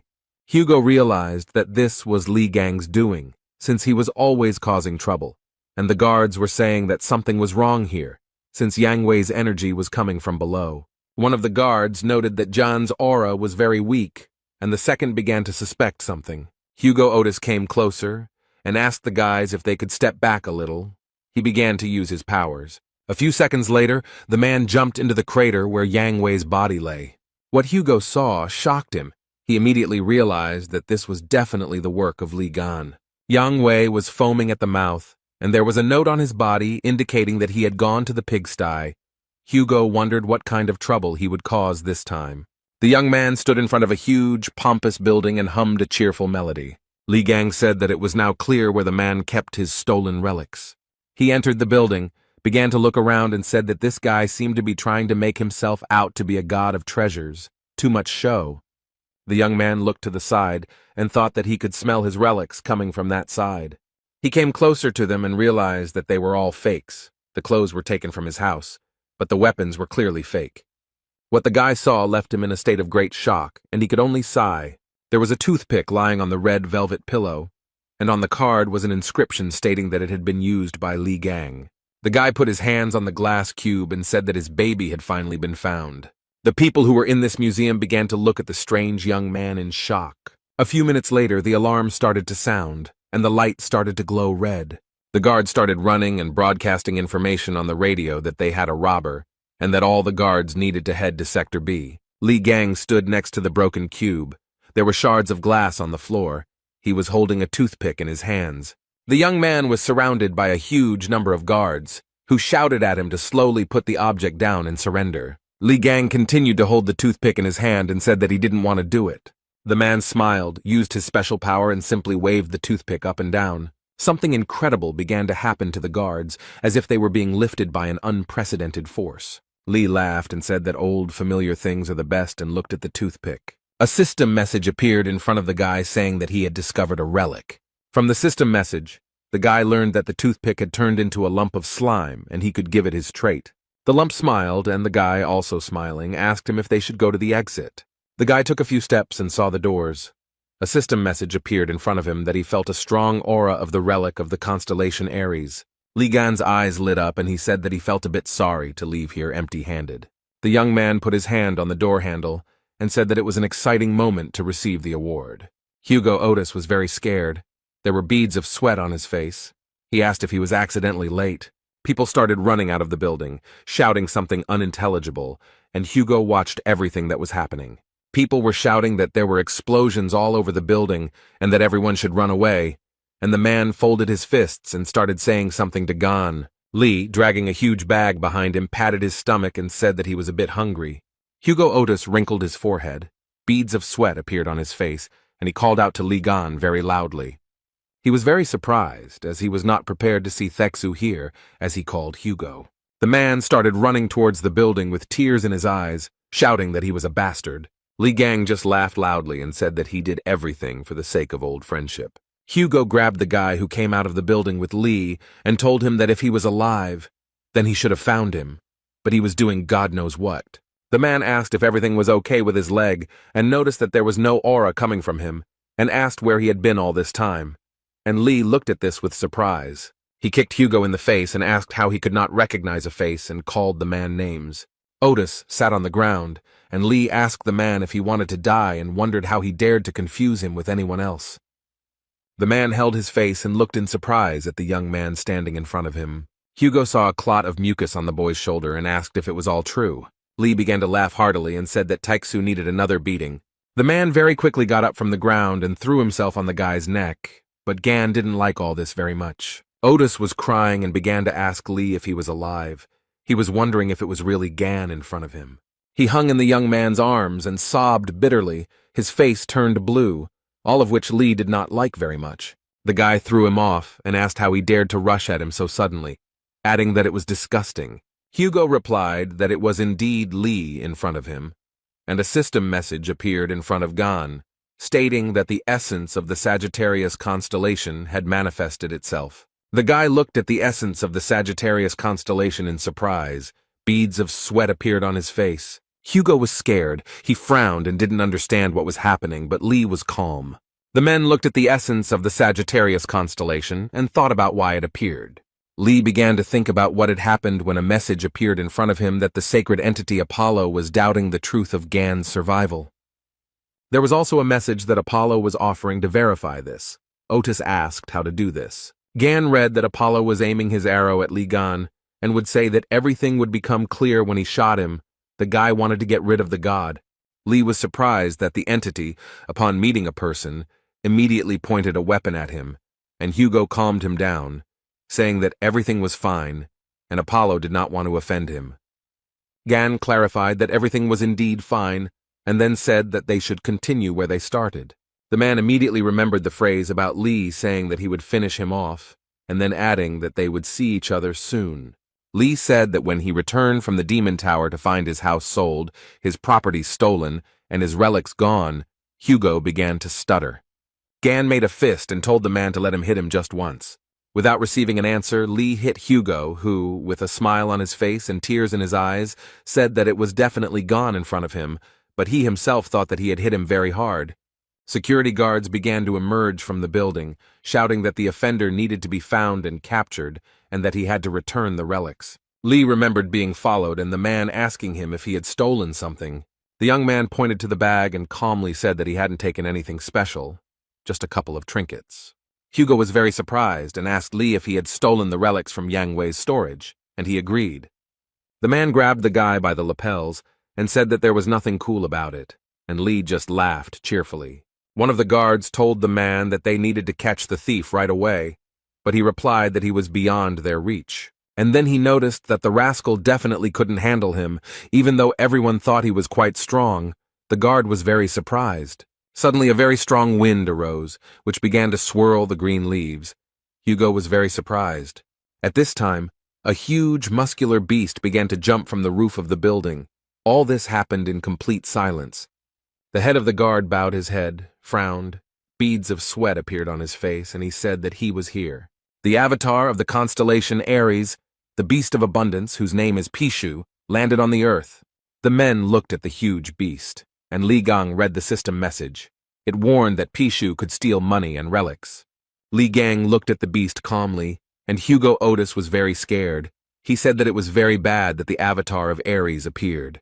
The man asked Li to leave everything and run away, but Gan told him to just stand and watch. A sly smile appeared on the young man's face, and he said that he had a plan. Li Gang ordered the slime to give him a knife, and he began to carry out the order. A few seconds later, a cold weapon appeared in the slime's mouth, and the guy reached for it. The young man took the knife in his hand and began to wave it. He was calm and collected. Then Li raised the knife up and thought that it wouldn't be suitable for fighting the avatar in this state. But the guy had an original plan. His eyes were shining, and he told the avatar to show his true form. A very strong wind blew. Hugo began to cover his face with his hand and thought about what kind of force this was. Everything around began to collapse and crumble, and day very quickly turned to night. Li said that it was much better this way, and instead of a knife, he had a huge sword in his hands. A message appeared in front of Gan that the awakened relic was imbued with the aura of Ophiuchus, and it had acquired more deadly characteristics. The guy got acquainted with the messages and was very happy that he had acquired a new skill. Li Gang smiled. His eyes were burning with fire, and he made the decision to use the power of the 13th. The guy looked at the beast and thought that now he could easily see all its weak points. Li Gang raised his weapon and said that it was time to warm up a bit. Hugo told the boy that rushing at the enemy without thinking is Li's tactic. The man noted that Gan always overcomes obstacles despite his recklessness. The man looked at the boy. There was a smile on his face. He mentally told him that he congratulated him on his return. The beast also did not stand aside and did not cool down. He was very angry and hit the asphalt with his paw. So where was Gan? Hugo Otis was so scared that beads of sweat appeared on his face. He called out loudly for Li. Aries' avatar looked at the man in surprise, and Hugo, out of nowhere, heard the guy's voice, most likely from the animal's belly. Li is under the beast, began to come out and said that there was a very strong stench there. He almost died from the smell of pork. The young man's eyes were shining with anger. There was a sly smile on his face, and he said that now it was his turn. The animal's eyes were burning with anger. It clenched its teeth very tightly, since it could not break away from the guy. Li Gang didn't wait long. He immediately got down to business. The guy wielded a huge sword like a feather, and the wounded animal screamed as if in frenzy from pain, saliva spraying from its mouth in all directions. A system message appeared in front of the young man, informing him that the beast was using its skill. The beast opened its mouth wide and screamed, and Lee read in the message that Pishu was absorbing all the valuables that came within range. Lee squeezed his sword even tighter and said that the beast should have behaved quietly, but now it would not escape punishment. Gan raised his weapon very high and read the system message that the Ophiuchus trait had been activated. Lee's eyes lit up. He smiled and said that one slight paresis should be enough. And the young man hit the asphalt with all his might, and pieces of asphalt, dust, and dirt flew in all directions. Pishu also got caught in the crossfire. He screamed like a madman, opened his mouth very wide, from which sharp, white teeth were visible. A very strong wind arose, which lifted the boulders like feathers, and the guards who were standing nearby screamed in horror. Hugo Otis also screamed very loudly. He was surprised, and from fear beads of sweat appeared on his face. Li Gang frowned. He smiled a sarcastic smile and was satisfied with the effect he wanted to achieve. Hugo brought his hand to his face to wipe away the beads of sweat, and thought that the guy really did have power. The man looked at the boy and thought about how powerful he had been in his prime. System messages appeared in front of the guy, and he read that he had defeated the Avatar, and his experience of the sacred throne had increased. The system asked if Gan wanted to have the Beast of Abundance as an avatar, a question that caught the guy off guard. He approached the beast, which was no longer dangerous, and said that he thought that only 12 saints could have avatars. The guy walked up to the beast, put his hand on its head, and used force. Pishu came to life, and a system message reported that the beast had become an avatar of the constellation Ophiuchus, and Lee only had one avatar. A few minutes later, the beast shrank in size and jumped into the arms of its new owner. Lee said it would be great to use Pisha as a keeper of his relics. Gan tossed the beast and caught it, and Hugo watched and said with surprise that Lee had appropriated an avatar from another branch. He wondered when he had acquired this skill. The system message reported that Lee can give the beast a new name. The guy was very surprised. The young man thought for a moment, and then, with a smile on his face, said that the animal would be called Pig Bank. It was getting dark. The conversation was taking place in the house, when someone very loudly called their man a traitor. Hugo shouted why he was a traitor, because he was very worried about Lee, and the guy noted that while he was in captivity, he built a family and enjoyed life. Gan said that he was going through pain and suffering, and his friend was passing the happy days and did not try to find him, and when he returned, he did not even recognize him. Lee got up from the couch and said that he would not bother Hugo with his presence, and he replied that everything was fine and that Gan could spend the night with him, since he lived alone. Gan said he shouldn't have brought it up and said divorce wasn't a tragedy as Otis shouted that he wasn't divorced. The man put his hand to his head and said that they needed to continue where they left off, and asked Lee to tell them what was happening inside the tower. Hugo said that during the raid, he stayed outside to hold back the incoming forces of monsters, and does not know what happened, but the guys returned with the head of Red Eye. Lee noted that it was a very sob story because he was stabbed in the back and left to rot in a tower. It was a trap teeming with countless hordes of lures. Gan said that among the hordes of these creatures, Red Eye, whom he thought dead, came back to life. Hugo was very surprised, and asked if Red Eye had really been revived. Lee said that what they saw during the raid was not his real body. Gan noted that the true form was hidden deep within, and even though he managed to win, everything was not so simple. The guy noted that the main thorn in his side was not the red-eyed one, but the tower administrator, who again and again brought back to life all the lures he killed. Lee said he chopped everyone into pieces, and then he was overcome with the feeling that he would not escape from the tower, and the administrator enjoyed his torment. Having finished off the last one, he collapsed to the ground from exhaustion, and if his memory and feelings do not fail him, then at that moment he was already dead. Gan said he opened his eyes and found himself somehow outside the tower, and at that moment, he was filled with a strange power. The guy said that he was sure that whoever hit him was well aware of the structure of the tower. He threw him into the lair of the lures, as if he knew what was waiting for him there. Lee noted that sooner or later he would get to those who had appropriated his property, but the one who had stabbed him in the back would receive a special punishment. Gan said he needed to prepare, make decent equipment. He called the workshop to create anything.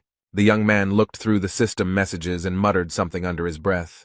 The guy looked at the relics with a smile and then said that they just needed to be mixed together. Lee did not hesitate, but began to create a new relic, and the process began. A system message reported that a new relic had been created. A new entity, the false Crimson Horse, had been recreated. Lee looked at the relic and noticed that one like his was capable of developing on its own, and Hugo was only surprised.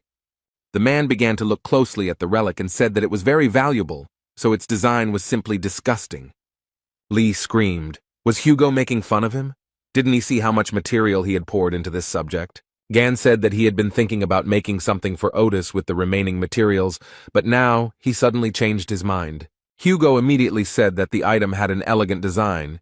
He is a true master in making beautiful relics. Lee replied that he would look at Otis's behavior, began to open the bag and said that the first thing to do was to somehow lure all the saints. Hugo asked how Lee would do this. Since the other constellations would hardly dare to leave their residences, Gan took out a chest and noted that this would be enough. Otis was very surprised because he saw the royal relic of Aries, the vault golden rune. The man opened his mouth in surprise and said that the royal relics were the most valuable artifacts one could ever find and asked how Lee had obtained them. Lee said Hugo was the saint of the beggar constellation. He brought this thing to use as a wallet. The man shouted that his constellation was called wrong. Gan asked the man if he knew that high-grade relics required much more materials than regular ones, and now he could create high-grade relics. Otis spread his arms and asked how he would do this, since there was no one here who could activate it. Lee asked what about Hugo then, and he started shouting at the guy not to look at him like that and asked if they had forgotten that his sign was Sagittarius. The room became very quiet, and then Lee Gang replied that Otis was telling the truth. The guy looked at the chest and said that he had a feeling that they would be able to activate it, and Hugo noted that it wouldn't work, and they needed to look for another way out. The man smiled, and Gan said that he had already sent an application to the news network. Hugo was surprised and asked the guy again what he had done and what he had sent to the news network, and he said that he would try differently. The young man became very angry and started shouting at Lee and asking him if he had gone crazy. Young people gathered in the Blue House. The elders were calling out their subordinates because they were unable to deal with one spider. The bishop of the Leo branch said that they should continue trading talismans and asked why they were getting into battles with the lures. The man told the bishop to refrain from such statements, and he said that he heard that the Spider Queen was killed by an unknown person. Then he asked if Li Gang had risen from the grave, but he was quickly killed. The Gemini branch bishop told the Leo branch bishop that he must be very fascinated by Li Gan's achievements. And he asked what was wrong with that, since Li Gang had destroyed that creature without much difficulty, and asked if the guy had seen the video of Russia burning. The guy with glasses said that Li was strengthened by the saints and gave him their best weapons. The bishop of the Lion branch laughed and said that they were not given the conditions. The Gemini branch bishop said that the Spider Queen was destroyed by them, the Gemini branch, at the cost of a high-ranking Templar's life. His partner started laughing and noticed that they, poor things, had paid a huge price, and he wanted to shake the poor thing's hand, but he was in the monster's stomach. The altercation continued, and an elderly man watched from the side, clenching his teeth. After a while, he frowned and thought that the Blue House had become a den for scumbags. A security guard ran into the room and said that he had an urgent message for Mr. President and asked to turn on the news. The announcer on TV said that they had an emergency broadcast and reported that their news channel had received a mysterious package. The man said that inside were photographs of the holy sign of Aries, Yang Wei, as well as a short message, and the test results confirmed that the handwriting was Li Gang's. Hugo Otis was screaming very loudly. His mouth and eyes were wide open, and beads of sweat appeared on his face. He asked Lee what he was thinking by sending something like that, and Gan said it was just an announcement, letting them know that their heads would soon be on his plate.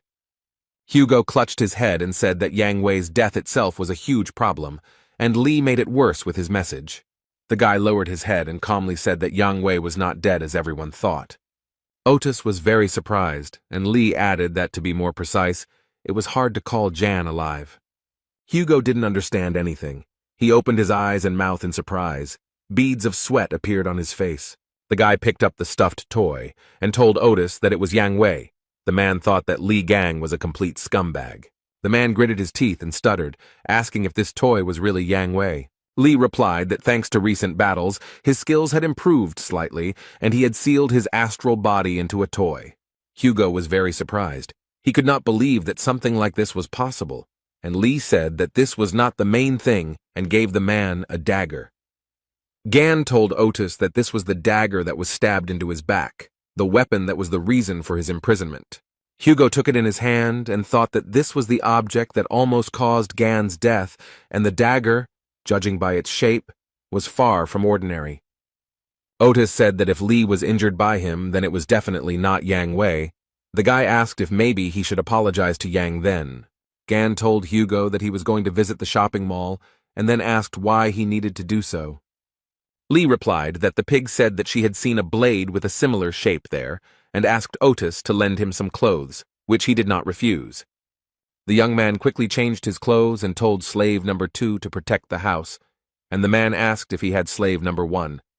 The guy waved his hand and said that he would be back soon and called Otis slave number 1. He got very angry and started screaming like a madman. A group of people arrived at the site where Yang Wei's estate once stood, but it was now completely destroyed.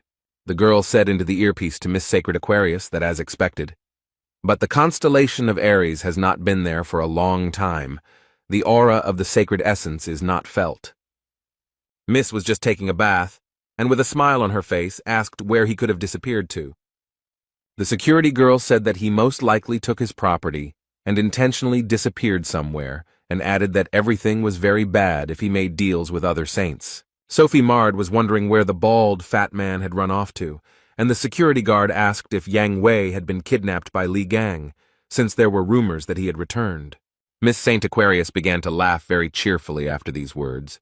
She could not stop for a long time. After some time, she let go and told her friend that it was a very stupid joke. The girl replied that she was very sorry, as she said it without thinking, then added that they would visit the shopping mall as they had planned earlier. She wanted to say something else about the auction, but Sophie's bathroom door opened and security shouted that they were in trouble. The girl informed Miss Saint that another saint had expressed a desire to take part in the auction, which surprised her greatly. There were guys in the sports club who were very scared, with beads of sweat on their faces. They came up behind Mr. Stephen as he was lifting the barbell and called him by name. One of the men said that they had received information that the relic, which belonged to Li Gang, would be auctioned off. The athlete threw the dumbbell on the floor in surprise, then smiled and asked if the time had really come. Stephen was incredibly happy. His eyes were shining, he said with a smile, that they would take the relic for themselves. Lee told Sun that the teleporter was a very convenient thing, and he noted that they were very expensive, but members of the Gemini branch could use them for free. The guys were standing near the relic trading complex and looking at the signs. There were a huge number of them there. Gan told the young man that he was grateful to him because he needed the help of an expert, and he volunteered to help him. Sun replied that he was always ready to help, and he himself remembered the words of the bishop of the Gemini branch, who asked to recruit the man who killed the Spider Queen. The young man took out his phone and read his boss's messages, and Lee noted that his boss was pestering him despite that incident in the hypermarket. Gan extended his hand in which lay the dagger and said that he was returning it, and added that the weapon had helped a lot in the battle with the bugs. Song said he thought the blade had broken after that battle. Lee said he had completely restored it, and then noted that the effectiveness might change slightly. The boy put the blade to his chest and thanked Gan, who put his hand to his forehead and noticed that they had already arrived. He looked at the light that was pouring from the windows and asked the young man if they had come to where the rank assessor was. The young man looked to the side in surprise. His pupils narrowed very much. He was definitely not prepared for this. He blushed and said that it was amazing to see such a person in such a place, and the guy who was standing next to him could only say that she was beautiful. Surrounded by a huge number of guards, Miss Saint Aquarius walked. Sophie Mard was absolutely calm, looking at those present with a slight smile. Miss approached one gentleman and told him that she wanted to get rid of several relics before the auction began, but he replied that the appraiser was currently busy with another client. Sophie was very angry, but she didn't show it. She said that everything was fine and she would wait her turn. Miss Saint stood near the building where the appraiser was located and wondered who was inside. There was Lee, who asked the youth if the ranker really owned this place, and then noted that the prices were in keeping with his rank. The appraiser picked up the statue and asked Song Jae who made it, and Li Gang calmly replied that he did. The man who was conducting the assessment began to stutter and then asked if he was somehow related to Li Gang. Song was very nervous. and replied that the guy next to him was a Gan impersonator, and the appraiser asked to leave them with Lee. He wanted to ask a few questions. The red-haired guy went to the exit, and the appraiser began to ask how the young man was connected with Lee Gan. He could not understand what was going on. The man said that many people don't know that Li Gang is famous for his fighting skills, and besides that, he is also a skilled craftsman. The appraiser stated that the relic the young man brought was definitely not a fake, and his instinct told him that Li Gang himself had a hand in it. The boy laughed and told the man that he seemed to be very knowledgeable about Ghana, and he agreed. The appraiser blushed, frowned, narrowed his eyes, and quietly said that he was Lee's favorite student. The guy looked at his friend in surprise and wondered why he had blushed. Lee folded his arms across his chest, squinted one eye, and thought that he didn't remember ever having any students, and the man noted that the boy could not learn from him, since he was very young, and then added that the work amazed him, and he almost believed in its authenticity. Gan was very angry. The young man realized that he was dealing with a fraud, and the appraiser showed the item and said that he had received it when he was recognized as Li Gang's disciple. The guy looked at the notebook and thought that he had once lost it and began to suspect something. Lee remembered the annoying newcomer who followed him around everywhere in China. He was so fed up with him then. The young man thought that he had aged a lot in 20 years, and the appraiser said that Li Gang had a keen sense of beauty. But when he disappeared, he left a notebook in his house, and the guy thought he had lost it, but it turned out that the man had simply stolen it. The appraiser opened the notebook and said that he could not decipher Lee's handwriting and that there were many brilliant ideas hidden in this notebook, and Gan remembered that there was a list of his victims in it. The guy thought that after waking up he always received information with what he fought with, but this guy would be able to get much more information. But the mustachioed man handed the young man a notebook and said that it would serve the young talent better than him. The guy picked up the notebook and was happy, because it contained his first sketches, and he was very upset when he lost it. Lee held the notebook and saw a message in front of him that the item's dormant magic had reacted to the owner's aura, and it had been transformed into a relic. The appraiser shouted that it was a memory-type relic, and then said that Li Gang had cast a spell on the notebook when he was alive. Someone entered the room and told the gentleman that they had big problems. He was very surprised. The man asked what had happened, and the young man said that the saint had been waiting outside for a long time. Usati calmly said that they raised a fuss over a mere trifle, and Lee was very surprised when he heard the name Saint. The girl continued to wait. She folded her arms across her chest. She was guarded by security, but the paparazzi still tried to take pictures of Sophie. The saint bowed her head and thought about how these worthless people dared to stare at her. She noticed that the same thing happened every time. People gathered in a crowd. One young man thought that Sophie Mard only appeared at official meetings because she was too picky for such outings. The saint told the guards that they had been waiting too long, and it was a waste of time. She thought she should go in and hurry them up personally. The girl really wanted to sell the relics. A security guard approached Sophie and said that there was still a client inside. She became interested in who was there, because it was because of him that the saint was disrespected. She really wanted to see that smug face and ran into the room, saw the appraiser and Li Gan there. Miss Saint looked around, staring at the men, her eyes growing very big in surprise. The girl stared at Li Gan and couldn't take her eyes off him. The guy looked at her absolutely calmly. A blush appeared on Sophie's face. She thought that in front of her was a magnificent, handsome man.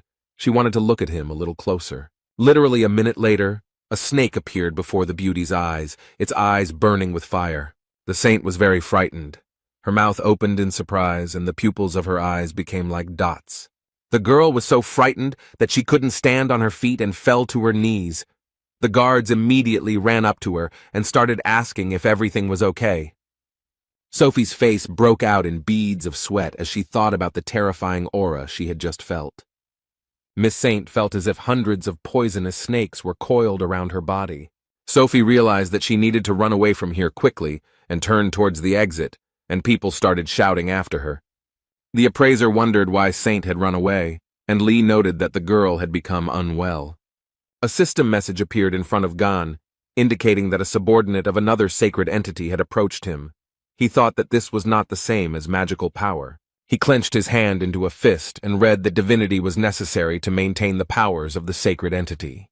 Gan asked the man if it was true that the girl who came in was a saint, and he was surprised and noted that she appeared in all the news stories about saints. The appraiser paused for a moment and said that it was Sophie Mard, the holy sign of Aquarius. Lee was surprised. The guy laughed so hard that tears came to his eyes and said that he was puzzled that everyone was so upset about the saint, but it turned out to be Sophie. Gan thought that the girl had changed quite a bit. It was no wonder that he didn't recognize her right away. She had always been pretty, but her rotten soul wouldn't go away. The boy thought about how there were categories of things he despised, including pests, fish bones, and sewage, and Sophie was a pest. The man told Lee that he didn't understand why she was considered the saint of mercy and self-sacrifice. The girl had a nasty character, and Gan laughed. Usati said that Sophie had once provided healing assistance to Lee, so she wanted to appropriate his property and the matter passed into the hands of the government. The appraiser told the boy that he thought Sophie would call his name and noted that they probably knew Saint. Gan replied with a smile on his face that they were old friends. At this time, Miss Saint ran wherever her eyes looked, with security running after her and shouting if everything was okay with Sophie. The girl remembered Lee's face, who asked her if she wanted to die, and thought about why she remembered his face at that moment. Sophie said that the magical aura that wanted to absorb her was similar to that person's aura, and noticed that she became very scared. Death did not frighten her so much. Miss Saint told the security guard to go back to the pawn shop and find out who the man was. The assistant asked about the appraiser. Sophie thought about something for a few seconds, and then with a smile on her face said that she had changed her mind. Miss Saint's eyes lit up with a blue fire. She became cheerful, and the girl told the security to finish them off. The assistant said that the appraiser was under the protection of the Virgo branch, and they still needed to sell him the relics, and Sophie said that they both deserved to be punished. She promised the security guard that she would hand her the relic and lend her a piece of the sacred essence, but she told her that magic cannot be used in the neutral zone. Sophie asked her assistant if she was refusing to carry out her orders and looked at her with a smile. The security guard replied that no, she would never dare, because the wish of a saint is the wish of a sacred entity, and the assistant knelt before Miss Saint and stretched out her hands to her. The security guard said that the wish of the sacred entity was the wish of the heavens themselves, and Sophie placed the ornament in her palm. The assistant said how she could resist the order of one of the 12 saints who support the whole world. Li Gang stood in the pawn shop, watched the dripping from the ceiling, and asked why their roof was leaking. Everything was ready in the relic trading complex. The main action was taking place in the central area. People walked past different shops, various signs were lit up, they beckoned to buyers. Sun was also walking, sipping a drink through a straw. When he stopped, he was very surprised. The guy looked at his feet and thought that there was no rain, but why was there water spilled here? He leaned over, began to examine his reflection, and thought about the magical energy emanating from her. And then a hand began to appear from the puddle, reaching out to the young man. Sun was very scared. The glass with the drink fell from his hands and it spilled. A huge water man appeared from the puddle, crawled towards the young man and looked at him with unusual eyes. The guy was seriously scared. Beads of sweat appeared on his face. He wondered what was going on here. The young man was distracted from his thoughts by some sound, and he turned his head, and what he saw shocked him. Watermen also appeared in front of other people. Some were scared by this. Some decided that it was some kind of show.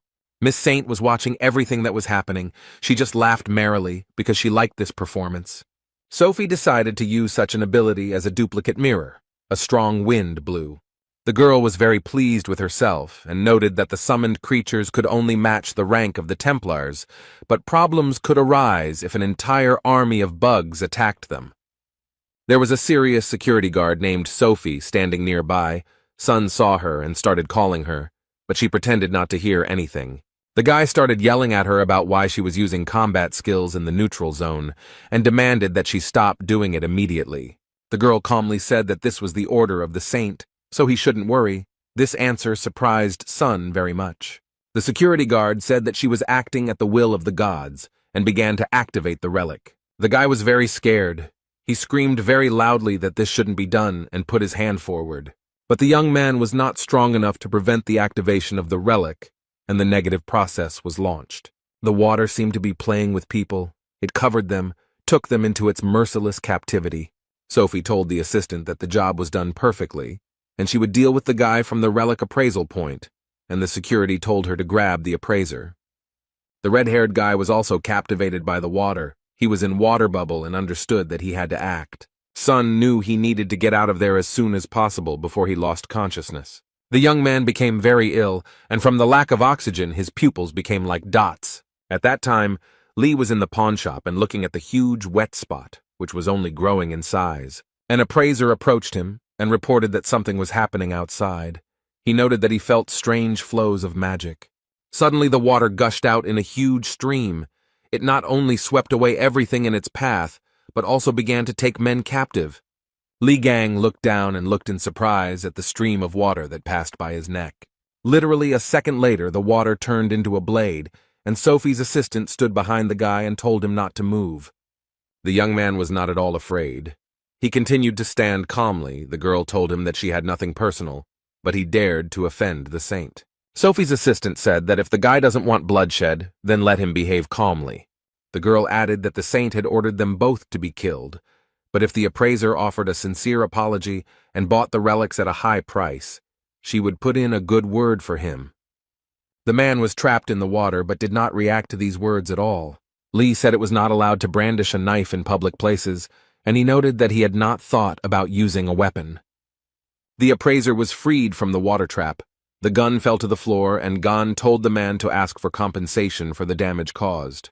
Jin Man thought that the knife was a gift from the Aquarius constellation, but the guy was able to destroy it with his bare hands. The girl clenched her teeth. Her eyes burned with hatred, and she muttered that she told the young man not to resist. Miss Saint's assistant began to use her special powers. The appraiser was thrown back several meters by water sweat, and Lee stood as if nothing had happened. The guy was having a lot of fun. Then he clenched his fist tightly. The water didn't scare him at all. He turned to the girl in glasses and asked with a smile if she had any more special effects like these, since the sensations from them were simply amazing. She got really angry. She thought that this was some kind of nonsense. The guy destroyed a rank clone with one blow. She knew it, because Saint felt bad for a reason. The girl looked at Lee and understood that he was dangerous, so she needed to deal with him as quickly as possible before he created even more problems. Sophie's assistant took out some artifact. She was very nervous and concluded that he definitely wouldn't be able to handle it. The streams of water appeared again, and the girl noted that they were created by the purest magic of the saint. The girl held the artifact in her hand and began to summon orange-class monsters. Water wolves began to appear. Li Gang smiled cheerfully and noted that these pests were very happy to see him. The young man took the blades that were lying on the display case and asked the appraiser a question. The guy asked G-Man and told them to take what he liked and said that he would lend these blades. The man didn't even have time to answer, let alone blink, before the young man had disappeared. Li Gang used his powers and went to meet the water wolves that were near the saint's assistant. The guy immediately began to attack the monsters.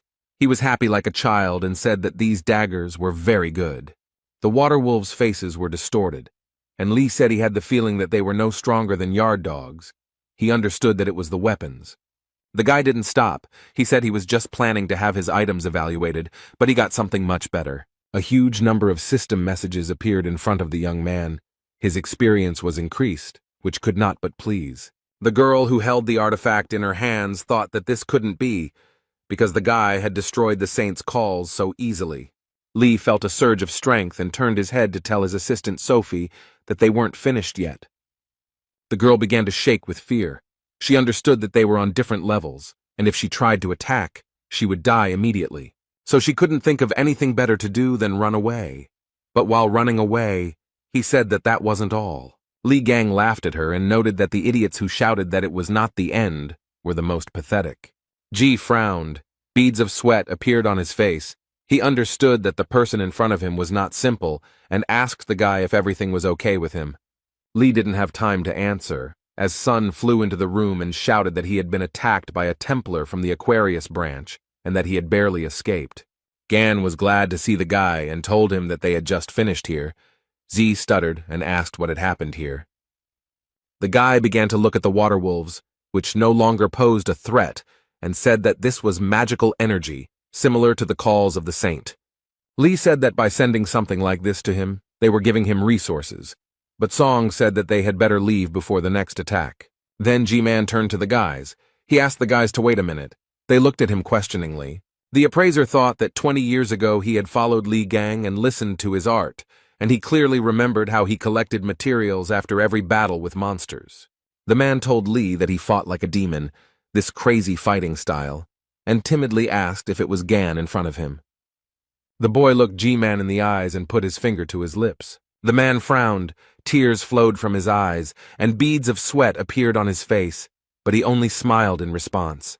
Li told G that he would return for the materials and asked him to keep a close eye on them, then added that he still had some questions. The boys went to the door, and Man leaned over and said that they should definitely come again. The red-haired man began to ask Gan why the saint was so focused on him, and he replied that she was probably unhappy about something. Sun asked if Li had offended her in some way. The young man closed his eyes and replied that this was also possible. The man smiled. His eyes were burning with fire. He said that the boy would soon see something funny. The guys went to a cafe. Li ate ice cream and told Z that it was just awesome here, and offered him to eat as much as he wanted. Sun said that he was very grateful, and then quietly asked if Gan was sure he had enough money, because it could cost a pretty penny. The guy was silent. He was just remembering how the saint's assistant ran away and dropped something. He told Sun that everything was fine, because earlier he had picked up an interesting thing, and with it they had access to many privileges. Li showed it to the young man, and noted that as far as he remembered, this emblem was similar in functionality to a bank card. With it, he could also rent other people's skills. Sun looked at it in surprise, and said that he had not noticed before that it had the Aquarius emblem on it, and he himself thought that they might have problems, because it also serves as an identifier. Li was eating ice cream and told his friend to forget it and think about it after eating, while Song was wondering if he could eat it. A man with glasses walked into the cafe and told Z that he was glad to see him, and then remarked that he didn't think he liked the ice cream there. At first the boy couldn't understand who was talking to him, but he turned his head and saw Bishop Sun Hek. He smiled and asked if he could join them, but no one answered his question. The bishop placed his hand on Jae's shoulder, and Li looked at him and thought that this was the same boss who was bothering Sonu.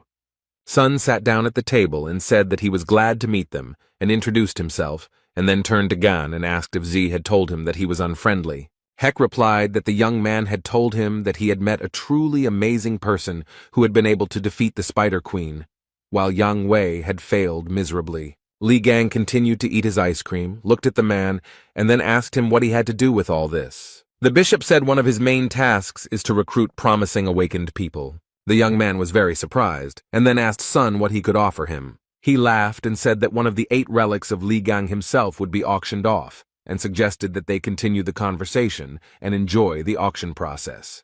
The guy was surprised, and thought that they were playing a prank on his relics. Sun knows how to intrigue. The boy replied that it all sounded quite interesting, and then asked how far the auction house was from here, and Song told him to wipe the ice cream off his face first. The bishop smiled and replied that the auction would be held nearby and noted that there would be very rare relics there. The man said that the premises were located 16,000 feet above the ground and housed the largest auction house. In the floating city of Drachma, there was a large auction house of Drachma. It was very tall. Miss Saint was sitting in one of the chairs in the room, hugging herself with her arms and shaking violently. She didn't look very well. The girl was very upset. She was thinking about something.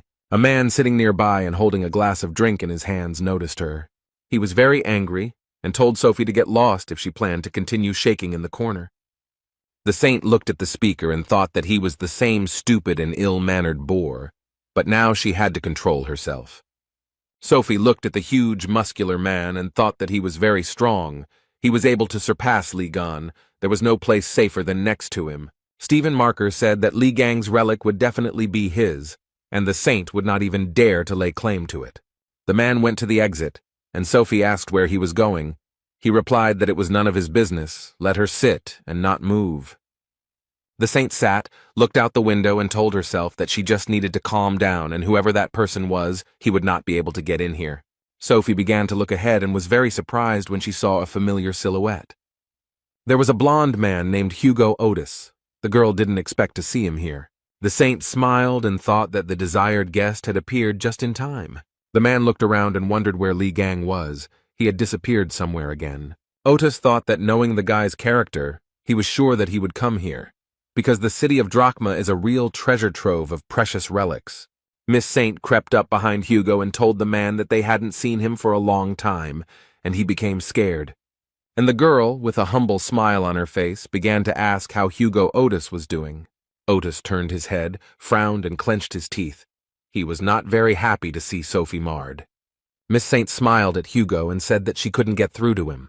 Sophie laughed and said that time spares no one, and before he was a handsome man who represented all the saints, but now his face has changed a lot. The girl asked if this was due to the small number of followers. The man just waved his hand and said that he did not want to talk to her. Miss Saint started laughing loudly and said that Hugo had decided to ignore her again. And then she added angrily that Otis's son would suffer the same fate as his wife. Sophie laughed even louder and added that his wife was not yet dead, but her condition was indistinguishable from death. The girl did not calm down. She began to talk about how the shame had been brought upon his house by none other than the head of the family. The man could barely contain himself. He was burning with hatred for Miss Sophie, and she continued to laugh. If there had been a guy in front of Otis, he would have definitely hit him, but he ordered Miss Saint to get lost. He just raised his fist to her face, but Sophie didn't stop. She continued to be sarcastic, said that he was holding back, and she thought that he had forgotten about the agreement signed 20 years ago. Miss Saint had a water balloon in her hand and asked if she should teach the arrogant boy a lesson. The girl's expression changed very quickly. She couldn't understand what was happening to her. Li Gang quietly approached Sophie and Hugo and smashed the water balloon into pieces. The girl jumped in surprise. Miss Sviata turned around and saw the guy, whom I encountered in a pawn shop, and screamed in horror. The young man did not hesitate. He used his powers, and the beauty fell from her height to the floor. Hugo looked at his comrade in surprise. He opened his mouth and did not know what to say. The man only said the name of his comrade, who frowned and extended his hand. Then Gan asked Otis what he was doing there, and he replied that he was worried about him, since they couldn't take their eyes off him. Lee couldn't understand why he was worried and then asked if Hugo was really in love. He replied that he had enough of this nonsense. The men leaned over Miss Saint, and Gan wanted to say something else to his comrade. Sophie looked completely unpresentable. There was a huge bump on her forehead. Foam was coming out of her mouth, and Lee asked why he always bumped into this girl. Gan looked at her and said that she had a crush on him, and Hugo thought that the guy had some kind of problem with his head. An image of the number 12 appeared in front of Miss Saint, and she immediately thought of Li Gan. The girl looked at everything with fear. Beads of sweat appeared on her face. She realized that the 13th constellation was the strongest, but Sophie had always been afraid of it and disliked it. She was frightened by the disgusting face covered in scars, the cruel disposition, and the arrogant look that pierced to the bones. The events took place 20 years ago. Li Gang was in a hurry somewhere, and the girls tried to stop him. The maid told the guy that he was in the residence of the Aquarius sign and asked him to leave this place. But he came very close to the woman and calmly told her to send, and she was very scared. She began to wring her hands and scream, asking how to understand such an attitude towards her. But Lee didn't care. Sophie walked up to the guy, folded her arms across her chest, and asked with hatred how Gan dared to break into her house. And she added that he should leave, but the guy did not stand on ceremony and hit the girl on the shoulder with all his might. The young man pulled her towards him, looked straight into her eyes, and asked if she wanted to die. He began to take his hand away, and Sophie stuttered and asked what he was doing and how long it would continue, since she had sent him to the rear to treat the injured. Miss Saint began to ask why he was idle, and the young man replied that many of those people were left without arms and legs because they tried to save her life. Lee took the girl's hand and said that she had talked about helping people when she came here, and replied that it was time to go and keep his promise. Sophie replied that what difference did it make if a couple more people died? On the contrary, they should be happy that they had the chance to save her, because she is a saint. Lee continued to pull the beauty by the hand, and she said that due to constant stress, she had developed problems with her facial skin, and she was not going to go there for the sake of stupid choirs. The young man stopped, turned his head, looked at the girl, and then asked what she said. Sophie thought about Lee's smell of sweat and told him to get lost, because she had to put on makeup before she had an interview. Miss Saint began to pull her hand out of the guy's hand and screamed at him to let her go. She rubbed her wrist and asked why he had squeezed it so hard and thought about how Gan's hand was so dirty. The guy couldn't control himself after all these words and hit the girl in the face with all his might. Even outside the palace, Lee could be heard screaming. If the girl weren't a parasite, she might be reachable, but he wouldn't get anywhere until he beat all the rot out of her. Gan had forced the girl to treat the wounded and she had hated him, and now the guy was standing over her and asking if she had been sleeping for too long. When Miss Saint came to, she was seated on a chair and tied up so that she would not kick. Lee sat down opposite Sophie and looked at her without taking his eyes off her. She stared at the young man. After a few minutes, the girl screamed loudly to be untied immediately and began to ask how they dared to treat the saint like that. Lee calmly said that Sophie hadn't changed a bit in 20 years and asked how she managed it, and Otis noted that he was also wondering the same thing. Miss Saint cursed silently and thought that they wouldn't get away with this just like that, because she was no longer the weak girl she used to be. She began to use force and thought that it would not be difficult for her to melt the rope that was on her hands. The girl narrowed her eyes and thought that men would not be able to keep her with something like that, unless she managed to meet Stephen Marker. The flow of thoughts was interrupted by a juicy flick that Sophie gave Lee. The girl screamed in pain and surprise. Gan told Miss Saint that it was written on her face that she was up to something. The guy looked at his finger, from which smoke was coming, and asked what was going on. Sophie started laughing and happily called Lee stupid because he didn't realize that she had an acid layer on her to protect her from all outside attacks. The girl said that the acid would spread throughout his body and eat away at the guy from the inside. He started screaming for her to forgive him, and then said that she had imagined this. Sophie said that this was the absolute protection of the Aquarius constellation, and the young man showed her his middle finger, on which the wound from the acid had already disappeared. The girl's face was covered in beads of sweat. She screamed and thought about how the melted tissues were restored so instantly, because this is real cheating. And Gan called Sophie a parasite, and said that it was time to remember everything that happened between them. He noted that he heard how she lied to everyone, and for this she would receive one blow.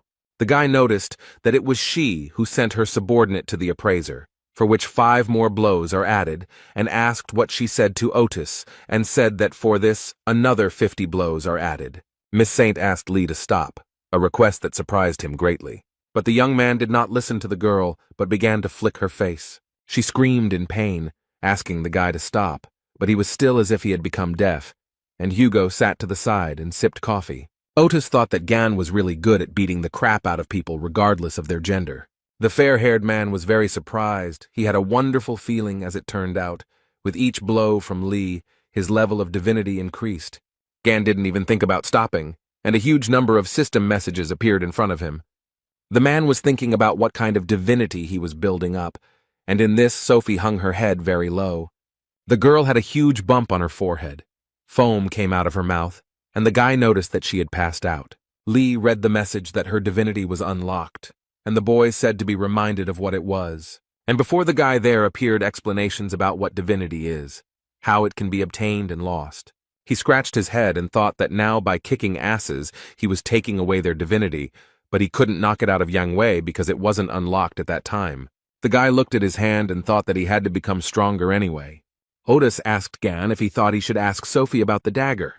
He replied that she wouldn't have had the balls to attack him, and then added that he had found someone who could look at that dagger. Hugo thought that Lee was just teasing Sophie for fun when the guy's phone rang. Gan showed him the time, and Otis asked the young man where he got the smartphone. He replied that he borrowed it from a red-haired guy. Lee told the man that it was time for him to go to the auction room and asked him to clean it up thoroughly and suggested throwing the saint into the nearest trash can. The guy started to enter the room and told Otis that he would call him as soon as the auction ended. The man wanted to tell him something, but he retreated very quickly. Hugo thought about what to do with him. Someone entered the room and the young man asked him what he was doing there. Otis wondered why, of all the people, the one who was definitely not expected was here. It was Stephen Marker. He put his hands behind his back and began to look around the room and naturally saw Miss Saint. Hugo looked at him, his forehead furrowed and his lips pressed tightly together, but he said nothing. Marker was very angry. He frowned, his eyes were burning with fire, and he told Otis that he had to explain himself. The jock started to take off his glasses and said that he and Otis had not seen each other for a very long time. Stephen frowned so much that his veins bulged, and then said that Sagittarius didn't seem very happy to see them. Hugo calmly asked Marker what he was doing there, and he replied that he and Aquarius had made a deal. Sophie had asked him to be her bodyguard. The man said he had some business in Drachma, and he agreed, and Miss Saint was still sitting unconscious, tied to the chair. Stephen said that it was his turn to ask questions, and asked why Otis was here. He replied that he also had his own business. The jock angrily asked if he was aiming for Ligon's relics, and Hugo asked in surprise if his relic would really be auctioned off. Marker smiled and asked if Sagittarius didn't know that, and then added that he was the most pathetic creature and still couldn't afford her. Hugo replied to Leo that he was always going around picking up old relics of Ghana. He added that Stephen had tried to ignore Lee for a long time, but his inferiority complex grew and he had sunk to the point of collecting all the relics. Otis asked Marker with a smile if he thought he could become as strong as him this way. The jock got very angry. His anger caused a loud explosion and stones flew in all directions. Hugo thought that Stephen had definitely gone crazy. As soon as Gan was mentioned, he couldn't control himself. Marker grabbed Otis's arm with all his might and told him to stop talking nonsense about that weakling and stop saying his name. And then he added that he had long ago become much stronger than him. Leo's eyes burned with hatred. A young man ran into the room and told Stephen that they had problems. He said that the Gemini branch was buying up all of Ligon's relics, and Marker was very surprised. Leo told Sagittarius that he didn't have time to mess with him, and he just laughed. Stephen went to the door and told Hugo to do whatever he wanted with her, and he was very surprised. The man thought that the jock had come here to save her. The Marker replied that the auction was more important to him, and he had to get there as early as possible, and decided to give advice to Sagittarius so that he would choose his words wisely if he wanted to live long. Otis frowned, then laughed and said that he was very grateful for the unsolicited advice. Hugo was again left in the room with Miss Saint, who still had not come to her senses, was unconscious. The blonde man thought that Stephen Marker was a shitty person. Then he looked at the hand that he was squeezing with all his might, and thought about the fact that Lev didn't even consider him a weakling. And at this time, in the Drachma auction house, in the VIP room, an auction was taking place that many were so eagerly awaiting. The presenter happily said that once again the Gemini branch is taking another lot. The woman said that the first stage of the auction had come to an end, and after a short break the second stage would begin. Li Gang was incredibly happy. He said with pleasure that he received another lot. Bishop Gemini began to congratulate the guy, and noted that he could buy whatever he wanted. The young man told the man that he was too kind because he invited him to the VIP room, and now he buys everything he asks for. The bishop remarked that it was the least he could do for him, and Sun asked if he was sure, since they had already spent an indecently large sum. The man smiled and said that everything was fine and asked Sun to pay for the alcohol, as he had forgotten his card, and he would send the money later. Z agreed, and thought to himself that he had already forked out a lot of money today, but he couldn't object since his boss had asked for help. Lee told them not to worry about the alcohol. He showed the card and noted that he had already paid the bill. The bishop thought that the guy had his black card. He had no idea when he had time. The young man told him that he looked quite drunk, so he paid in advance, and noted that he could not get his subordinate to pay for everything. Bishop Gemini said with a laugh that he was just about to pay with his card, but he thought that the guy was quite young, but already damn rude. The man in glasses understood perfectly well that in front of him was a genius who had managed to defeat the Spider Queen, and if he recruited him, then alcohol was just a pitiful price. He told the guy that they had relaxed a bit, and it was time to get to the main topic. The bishop said he had high hopes for the future, and told Lee that he had every chance of gaining rank, but that was not all he could do to earn the favor of their saint. And Gan thought that the fog that covers the mind control is practically invisible to anyone. The effect is not strong, but it makes you believe that idiot. The man with glasses said that the boy could become a cardinal, but that was not the end. The bishop noted that the most important thing that awaits the young man is, of course, wealth and fame. The man added that the guy will also receive the respect of the great leader of Gemini. All this can easily become his. The bishop did not stop talking.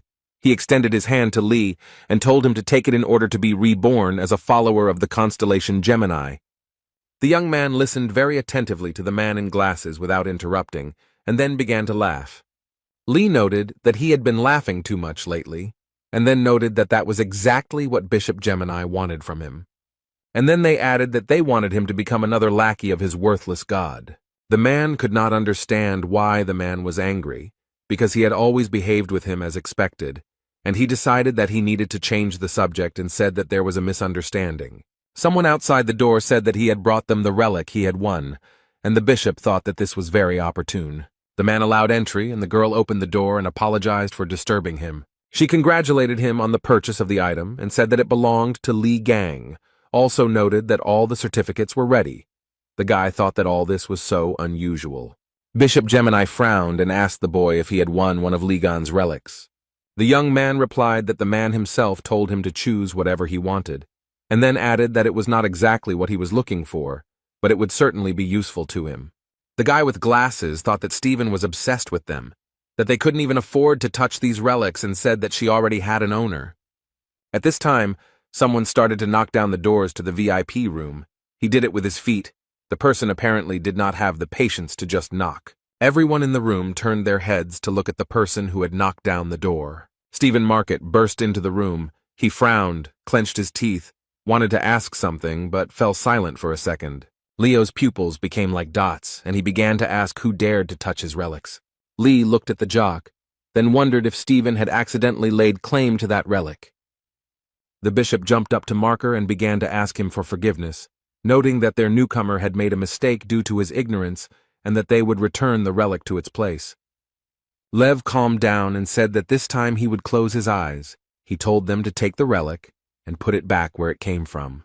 The bishop thanked Stephen and said he could pay later, and he looked at the man intently. And then he said that he didn't have to spend his own money on the relic. Heck was very surprised by such impudence. He asked what Marker meant, and he put his hand on his head, saying that he wouldn't pay a penny for it, that it was a punishment for son who touches other people's things.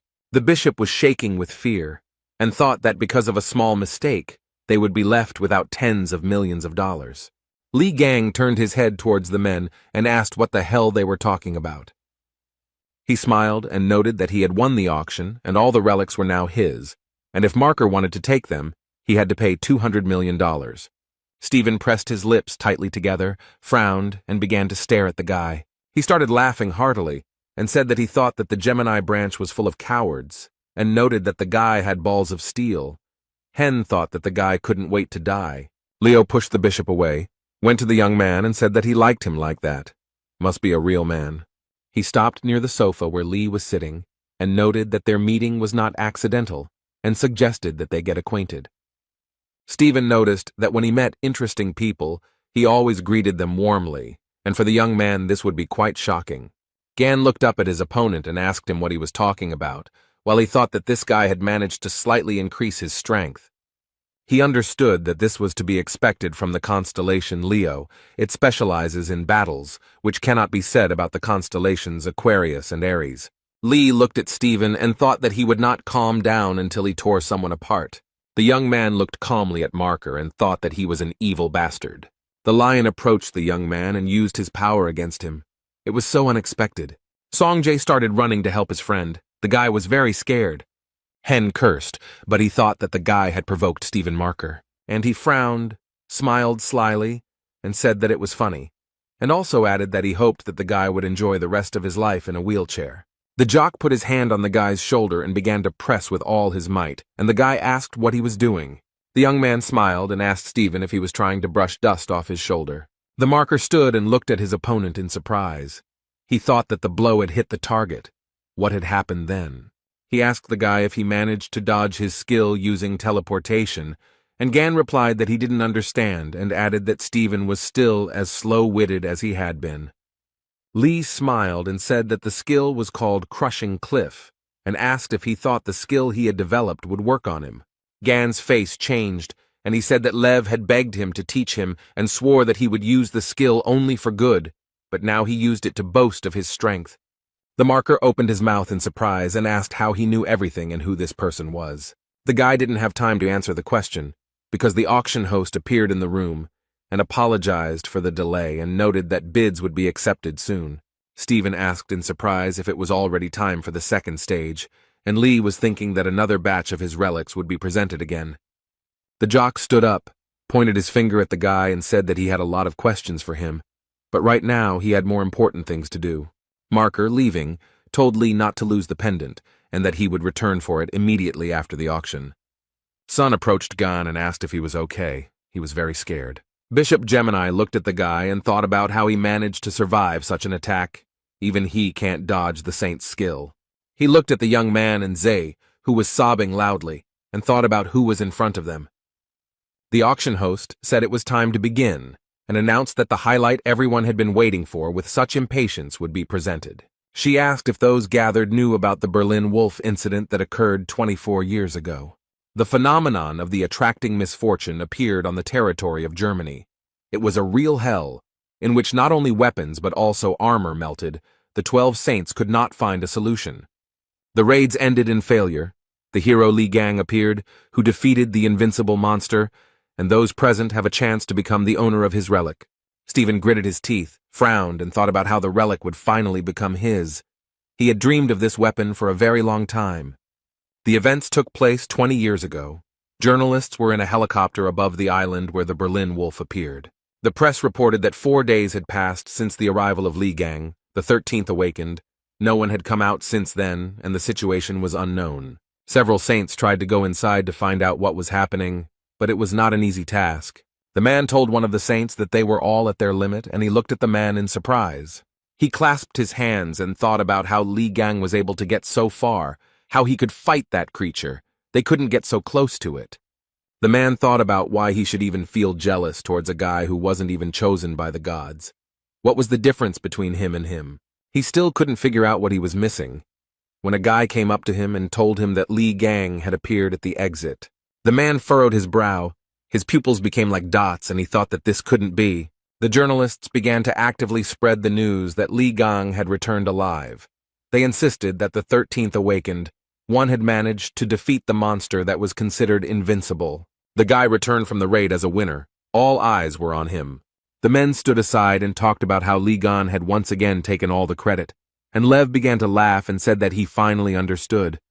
The subordinate could not understand what was happening, and Stephen told him to tell everyone that they were coming back. The boy asked if the gentleman would take his weapon, but he replied that he no longer needed it and allowed him to keep it. Other men began to approach Li Gang, all admiring his strength and endurance. Marker was no exception. He looked at the young man's weapon and thought that it was precisely this that he missed so much. The auction host took the cape in her hand and said that today, one of Li Gang's legendary relics was being presented. Those present opened their mouths, and the woman said that this weapon was used to defeat the mighty Berlin Wolf, and it would be auctioned off. People looked closely at the weapons, but Lee stood to the side and was absolutely calm. And Stephen didn't care that his mouth wasn't watering. He was incredibly happy and thought about how he had been looking for it for so long, and finally he had the chance to take possession of it. There was a huge bone under the glass, and Marker thought that this relic would make him truly the strongest. At this time, a huge monster woke up, and he insisted that he felt the relic of Ligana and its force.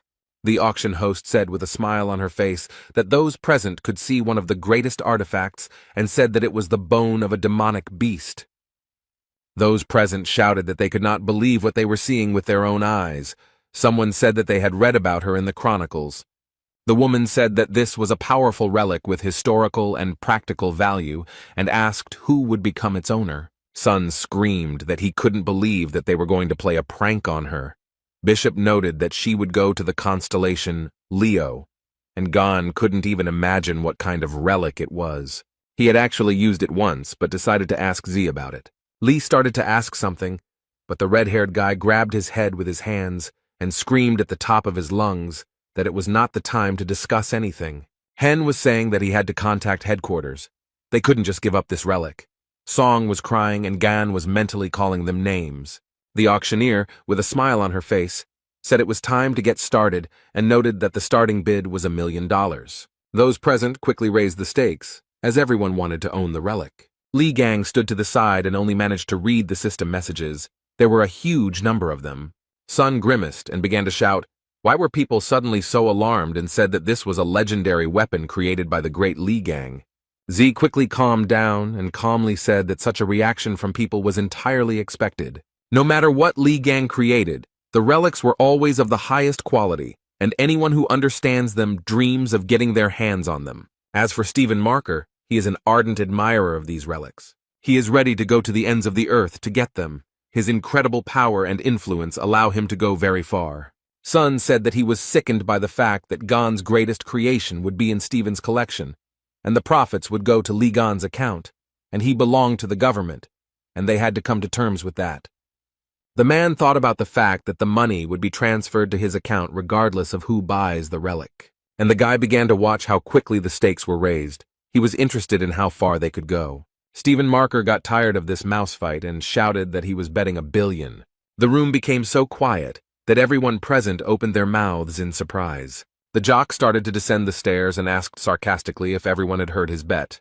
And then he happily added that he was buying the relic for $1 billion, or could raise the bid to $10 billion. The auctioneer was taken aback and began to stutter, as she had no idea that the bid would be so high. The people who were in the hall were in complete shock. They could not believe that Lev was ready to buy the relic for a whole $1 billion.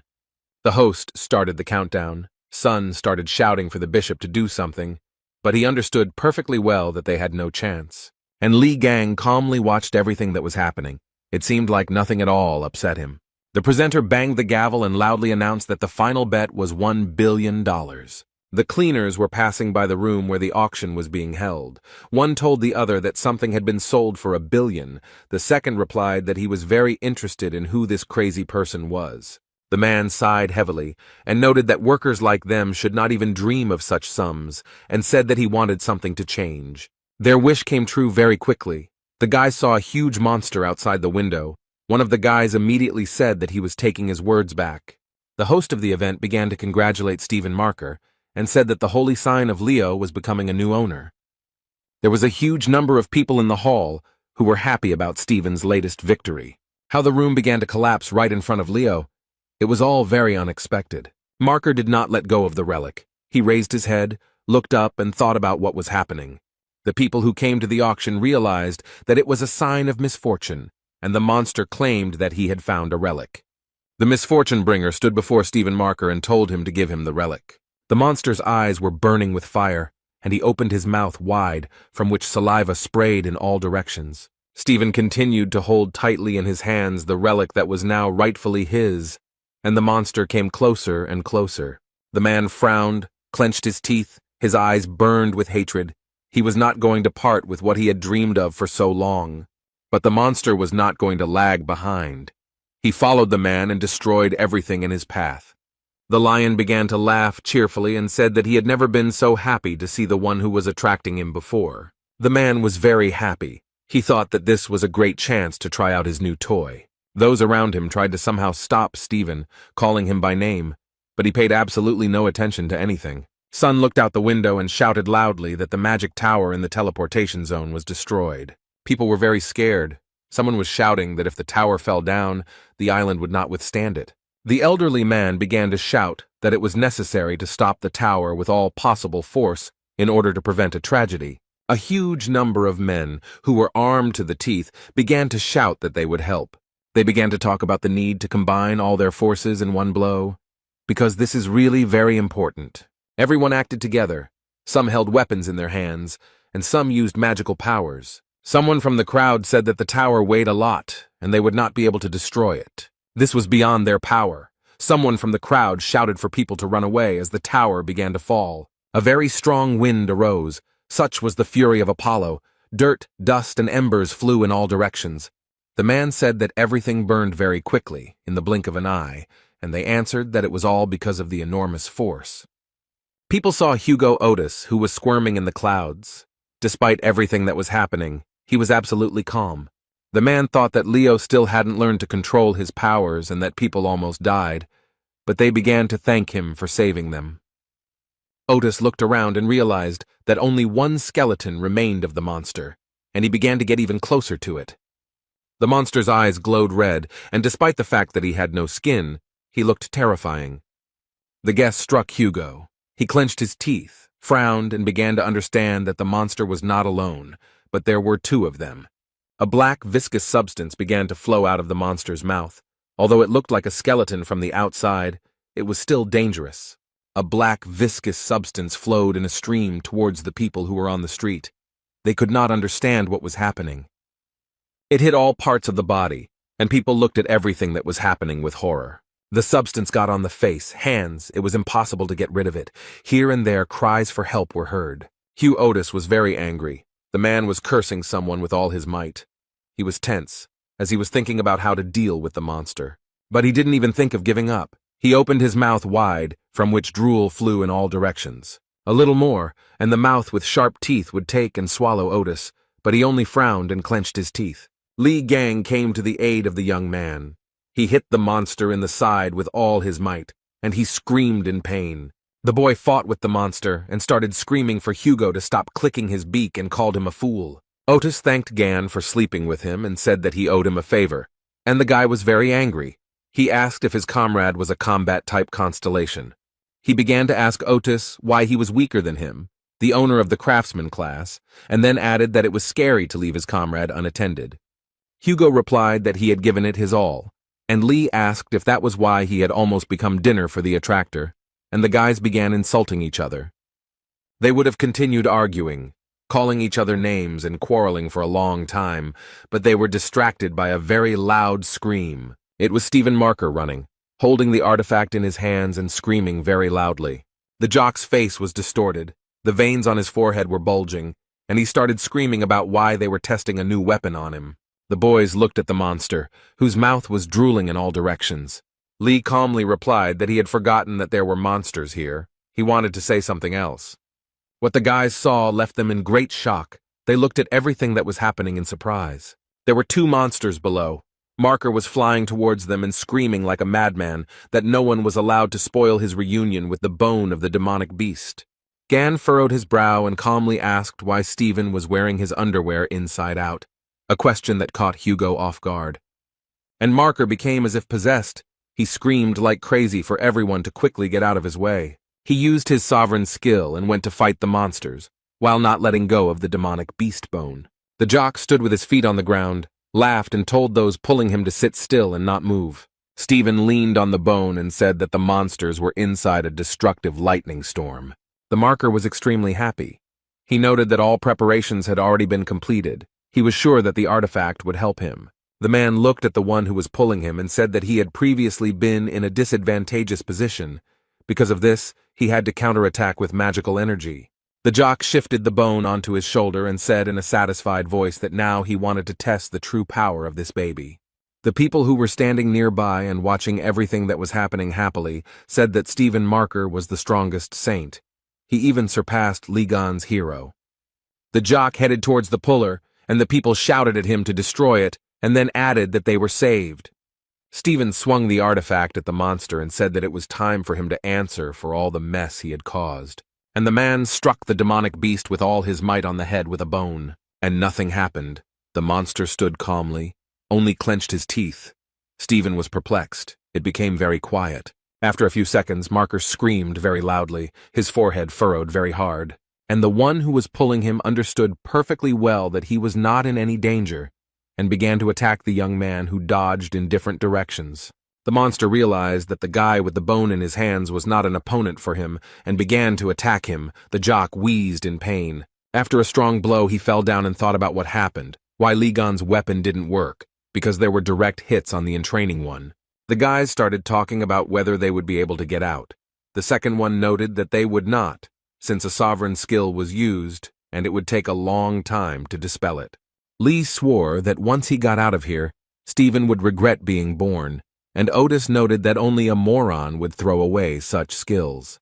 Gan looked at his comrade and said that they needed to deal with their friends first, and pointed at the monsters. Nearby stood people who had fallen under the influence of the monster. They were screaming in pain. The young man said that judging by the location of the victims, the monster most likely intended to use them as a human shield. The blonde man noted that this meant that they wouldn't be able to just attack him. The guys looked at each other, and Lee said that they had one choice left. Otis did not understand which one, and began to clarify whether his comrade had any decision. Gan yawned and said that he would just kick the monster's ass and went towards him. Hugo started running after him and asked him to wait. The young man shouted for Lee to look away because a monster was running towards him. but the guy saw it without warning. He put his hands forward and stopped the monster. The young man, with a smile on his face, pressed the monster's head with all his might, so that he only wheezed in pain, but tried to fight back. The one who attracted, together with the people he infected, watched everything that was happening. Everyone was interested in what would happen to Gan. Lee smiled, and the man went limp in his arms. The guy told him that everything was very simple.